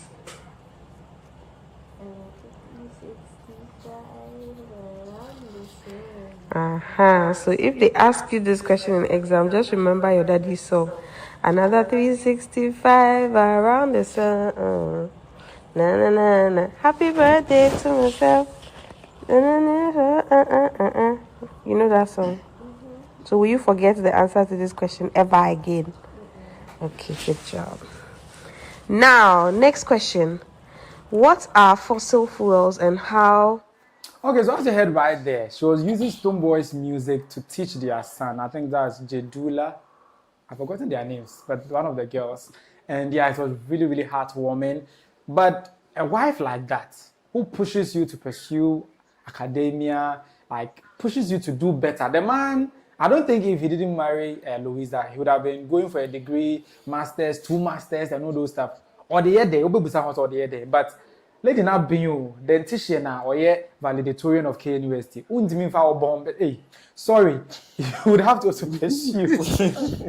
You would have to also pursue something. You see? And when he did it, he's been getting awards here. Ghana, they honored him. The Ghana police honored him. Abroad, they've honored him. City of Philadelphia honoring him. And because they are seeing him to be a role model, somebody that people can look up to. You see that thing? It's not just art. It's now art, entertainment, academia, and all that you can think about. But for those of you, she was teaching the child with her father's music, that's her husband's music, Stonebwoy's music. But for those of you who cannot be taught by intellectuals, valedictorians like Louisa, Stonebwoy has something for you too. He has something very, very special for you too. That's a scholarship for you people. And he was launching the Livingston Foundation. And he said this. Schools in Gimpa, and I'm so grateful for the acting dean, who's definitely going to be the dean, and the former dean. This tells you that there are fathers that have my back. So I plead this, let us send the word across. It's my aim to raise by the end of next year, by this time, to raise like 1 million Ghana cedis for the fund. You know, yeah, that's my aim. And I see my friends from the banking institutions, they are here. If we, you know who to tell somebody to, put money in the coffers. So thank you so very much. I want to use the opportunity to send out a lot of Vida, head of PR, Gerard. Gerard is like... Okay, that was Stonebwoy right there, speaking at the official launch of his Livingston Education Fund, an initiative to support brilliant but needy students. And as I said, this man, he's just overdoing himself. He's outdoing himself. He's his own competition at this point because he's a role model. We all know his excesses, but when it comes to the way that he goes around them and puts himself forward, it's just excellent. And I'd have nobody to give the credit to than his wife. Because ever since she came into his life, man, no, I said, everything of his, it has a different level. Even if he F's up, Man. The way that they Man. What did they do? Ever since he came into whose life, then she comes. Stonebwoy wasn't he already? Yeah, he was already Stonebwoy. But he got better. Got better, Ben. He is trying to improve his life. Three certificates in 4 years. In less than 4 years. Try to improve his life. And you don't think the woman got him to do that? Got him to do what? When Akabineza was going for his things, was there a lady? Was there a lady? But that one there, was there a lady? Listen, maybe she's in the shadows. Shadows. What shadows? Whose shadow? But this one, I hope you guys, Louisa, Stonebwoy's wife. Can you see the way that she influences him? No. Like you can see it from afar. You see that some things be all Everyone says it. Yes, everyone says it. You see it. I say, even if he does it when his wife is not even there, you can just see the wife telling him. It's like we were there when the wife was telling him, you have to do this. Because they always compare his wife to Shatawale's wife. Oh, what drew her? Ready. One person for the one person for because he's not, there. But the thing is that you see that ever since she came, what property has come? You just see. Charlie. And the property now. We can't, sit down here and compare two individuals. Okay, let's just talk about the lady. But you are comparing him to Akabineza. No, I'm saying that we can't say it's because of the lady that's in the life. That's why he is doing that. He's doing that. Be honest. Don't you think the lady has improved his life? In what sense? Like in terms of what his taste, what he pursues, how he does things. We all know that Stonebwoy wouldn't have gone for that. How? That's Stonebwoy class. How? He wouldn't. How? You see, that's Stonebwoy is someone who was already, there. Charlie, yeah, he was already good. If you are not good here, you'll not be able to sing. You'll not be able to write. You think someone writes his lyrics. But there are a lot of singers who don't even have a degree as you speak. And the person is going to 50 years. Only So you are attributing everything to the wife. That's what you guys are trying to say. Like, she's pushing him to be better. Pushing him in what sense? And if tomorrow Stonebwoy becomes a minister, becomes an executive director of something, somebody will say somewhere and say, or the politics. So before we conclude that as the wife, that's actually made him get all those sets that he's claiming. We should wait for either the wife or Stonebwoy to come out, say that it's my wife that said I should do this. Just one do I didn't want the baby. Say I have to get even if you ask the wife, she will say it's not her. Because she's also one thing, she's also a very reasonable wife. She doesn't take credit for anything. She knows how to talk about her husband in public. She knows how to do damage control. You remember that issue of Stonebwoy hitting Sarkodie's manager's eye? Who do you think made that case go away? Do you think Stonebwoy with his anger issues could have solved that issue? She made sure her husband has a beef. It will be solved. That video that he did to promote Sarkodie's show, do you think he just got up now and decided to do that? Is he? Somebody is influencing the guy. And we think it's the wife. We don't think it's the wife. Stonebwoy, as an artist, has his management. Yes. So God it could be that his management is actually doing all these things. You know what? Since you cannot emphatically state that. It's fine. Yeah. Don't go. Like, she should take the praise. It's fine. It's the wife that did it. The wife no. But one thing is that, do you think a management team will encourage you to go to school? The management team didn't do anything. It's fine. The management team didn't do anything. It's the wife. Why? It's the wife. It's the wife. I know why you guys are saying it. Because the wife is so cool. Let's imagine the wife was some illiterate, some street rat, and Stonebwoy married the wife. It's all reflected on his wife. Would you guys have been saying the same thing you are saying here? Oh, you get it. But this is the case where the wife is a valedictorian of KNUS. No. And I'm using a scenario that if the wife wasn't, up there. No, but would you have been saying that? Would you have been saying that? Of course, why not? All right. It's the wife. This is the wife. It's the wife.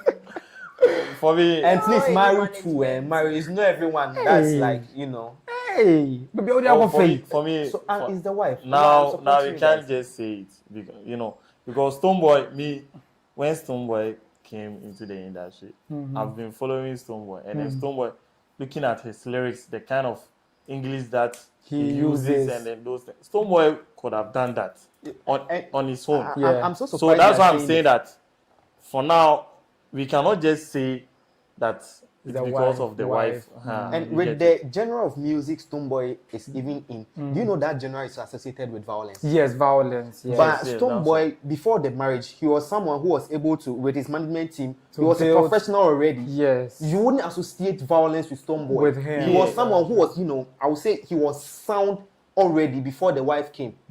So why are you attributing his certifications and everything to the wife now that the wife is there? Because the guy was already good, already a professional. He was like, Shatta and to turn home. Shatta is too Stonebwoy wasn't like that. So even with that choice, I could even say that with the way he is, that's why I need to know. He went for a lady like that. And when she came and those things are going, can't we give some of the credit to the wife? So listen, so if Stonebwoy had this thing to go and then approach this beautiful lady who is intellectual, yes, can't you also believe that Stonebwoy can also go to school on his own? We are not saying she forced him on, but we are saying that she's bringing out the best in him. You see, that's why I'm saying that for now, all we are doing is just watching the speculation. Yeah, we can't just say. But we should give it to the wife. We give it to the wife. You have to. Yeah, you have to give it to the wife. You said you are like that, right? That's why you are giving it to the wife. The thing is that before we go, let me read something on YouTube. So if you are saying that if a guy's life is not going well, should we also blame it on the woman behind him or the wife? Sometimes the men might be they make bad choices. You see where you are going. It means that the guy has to make the good choice and then the lady will follow. Is that what we are saying? See, when there is success, it's the wife. Well, you do know there's a saying that behind every successful man, there's a woman. Have you ever heard the opposite of it? But the woman behind every stupid man too, there is a woman who have you ever heard that stupid man. Okay, so that woman could be his mother. Hey, serious. But in this case, Stonebwoy's mom is late of blessed memory, so it cannot be her sister. Behind every successful man, there is a wife. Exactly. You guys should be very specific. There is a wife. I have to marry to be successful. There is a wife. So now you change your mind and we've convinced you. But it's not every woman. Lois, you said it's not every woman. Yeah, some women. I think I'll go to Lois for recommendation. Exactly. Before we go, I want to spell out a word and all of you mention it for me. Puma. Where should I start from? Puma. Okay. Puma or Puma. Puma. Yeah. Are you? I feel the controversy be about online now. Gophobia can't maybe something like that. But let's listen to this. Puma.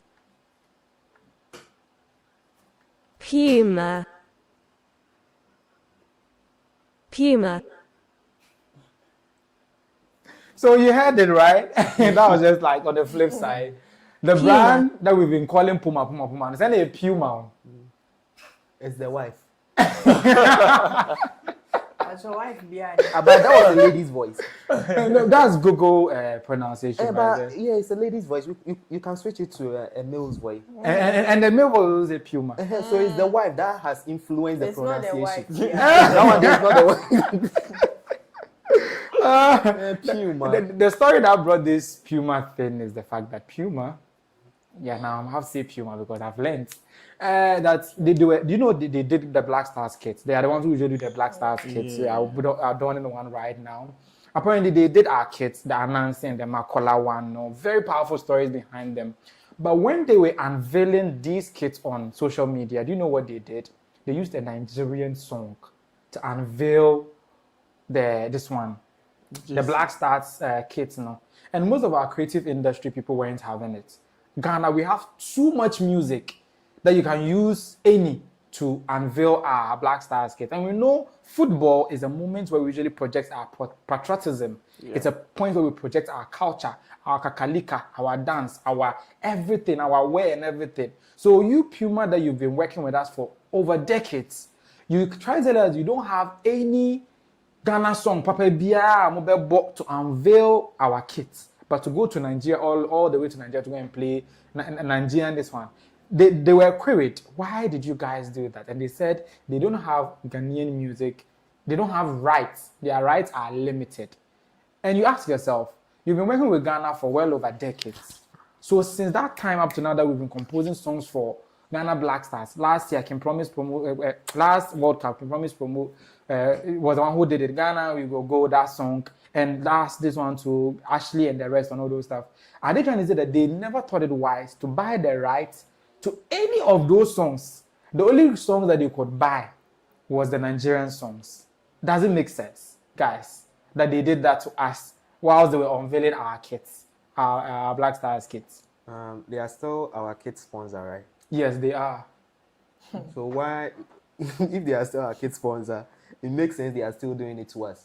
But you can't do that to a serious country and still be the kid sponsor. But they've already done the kits, so what can you do? But they are still maybe the next one we can negotiate another one with Nike. They will still be. Maybe we'll go for Nike the next time. It's never happening. Child, we are in Ghana. It's never happening. Yeah. It's not gonna happen. Do you think it was fair what they did? Oh no. It wasn't, because they should use Ghana songs to promote our kids. So are they saying they didn't have right to any Ghana song? Yeah, that's why we are shocked. And they've been our kid sponsor for decades. Ever since I knew Ghana, Puma was the one doing our kits. Ever since I knew, has Nike ever done some before? No, it's always Puma. Yeah. Adidas too does some, but not for Ghana. You see that thing? So they doing that. What do you think is the case? Is somebody is this disrespect? What is it? What do you think it is? It's very disrespectful. And I'm saying you won't do this to any serious football federation of any country and you still be the kid sponsor for that country. So if they are still a kid sponsor, it should show you the level of unseriousness they take us to be. I'm not saying we are. They take us to be unserious. Because they wouldn't dare go unveil England's this one kits with a Brazil song. Yes. Come on. It will never happen. It will not happen. You see that thing? Because even if they don't even know any song, they say. If you do use Kakalika, we also have Kofi Kinate's song, Fire, that song. Very nice song that you could have used. Even but these people, to make sure that we are all like getting the right song at any platform that we are on, and also like having access to dance the kakalika or any other dance that you want to dance with it.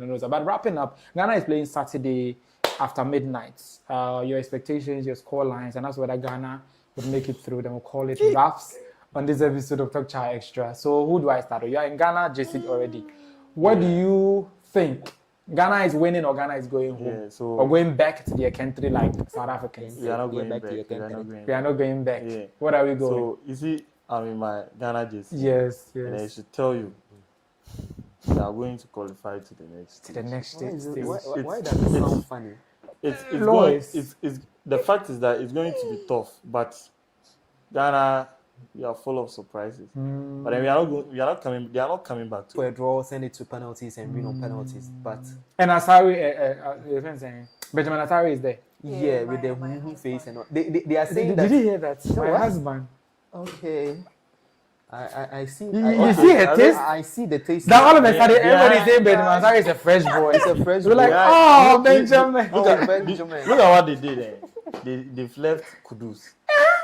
I never liked Kudus. You never liked it? It's been Benjamin Asari. Are you sure? So you like mean faces? He's romantic. Hey! Lois, are you sure?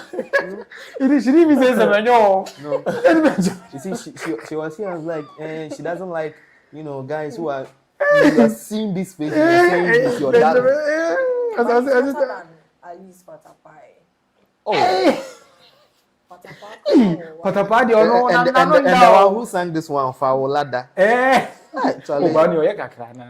The face in your bag. Didn't you see that Sakura with that old lady on the screen there? Please. He's very lucky Ghana qualified from the group stage. By now, his thing would have been on the internet. You heard that news, right? Yeah. Oh, seriously, the way I wanted to see that. I know he'll be holding nothing there, but I really wanted to see it. But that guy is just running around. I know. Right? As we say, he's just a clutch chaser. Me, like, I will force, like, I will chase him down. You go hunt him. Oh, Charlie. Post your notes. Well, thank you very much for sticking and staying with us throughout today's exciting episode of Talk Chaw Xtra. We had to come early because of the Ghana match. We are preparing to do a watch along. This time around at the South Hostel. We are going all the way to the South Hostel of Kenya Obasi campus to do a watch along with them, so that we're able to feel the energy, the Ghanaian energy, the patriotic energy in the students, and the fact that we are moving straight to the round of 16. And as Lilwin said, we are winning the World Cup. You see the thing? So do well to join us. We'll be live with that one. So do well to join us online if you are not within the Obasi vicinity, Kenya Obasi campus vicinity, or within the South Hostel vicinity. But we'll be there live and colored, giving you all the updates, all the reactions, all the interviews, all the predictions, all the fun moments. Watching it alone, you know it's midnight, so you most probably be watching it on your phone or alone. So tune to us for all the reaction, all the comments, all the fun that comes with watching the Ghana match. Will be right here on iChris Studios. Right here, when they start playing, we'll do a pre-match and do the during the match watch along plus the post-match, and we all will be smiling through it since they've assured me we are going through the round of 16. Thank you very much for watching. This conversation was live on YouTube. And it will be available shortly, not too long after this, on Spotify. Why am I getting it wrong? And will be available not too long after this on podcast platforms like Spotify, Apple Music, Apple Podcast, I beg your pardon, Amazon Music, and YouTube Music. But before we go, MJ has something. Lois here has, finally convinced me, and my producer too. He has been on my neck ever since we started this show and all that. And he didn't realize that side of me. So I want to, through this show, tell everyone I haven't experienced anything. I'm just, please don't give me that eye. I thought you were coming to say you have. I haven't experienced anything, and I'm taking Lois' advice now. So let's see. Maybe you guys will see me marrying someone one day. Let's see. Make a decision. Take a stand. Let's see. Let's see. Do we have the eyes to see? They will have the eyes to see. In the near future. No, like Lois just gave me a fantastic idea. Family feud. I think I would like to host one with my family. Multiple. No, just my family. Family feud. Because So maybe we are making some progress. Maybe we'll remove some of the toxicness. It's not progress, but it's not progress. What is it then? Like a jam is so near. But also jacket. That's why I want to marry. So the woman who be coming, be very careful or have a 911 at your bank and call, so that whenever the fire starts, you call them and they will come and do it well for you. Let me sign out once again. The other one was a disaster. Signing out for the second time in one episode. This has been live on YouTube. Thank you very much for joining me live with your comments and everything during the show. Do also comment after the show as well. This show will also be available on podcast platforms, Spotify, Apple Podcasts, Amazon Music, and YouTube Music. Do also join us next week, same time. It really streams at 7 or earlier or a bit after. But do also stick and stay on iChris Studios as we give you a watch along later. Later in the evening, I think, getting to Saturday at the South Hostel. Do also join us live as we give you everything that goes down during the Ghana match. Thank you very much for watching. See you next week. From the stables of iChris Studio, where bold ideas take center stage. For all the big conversations and bigger perspectives, Talk Chaw Xtra is the place to be. Talk Chaw Xtra, Ghana's first live podcast with a premier vibe.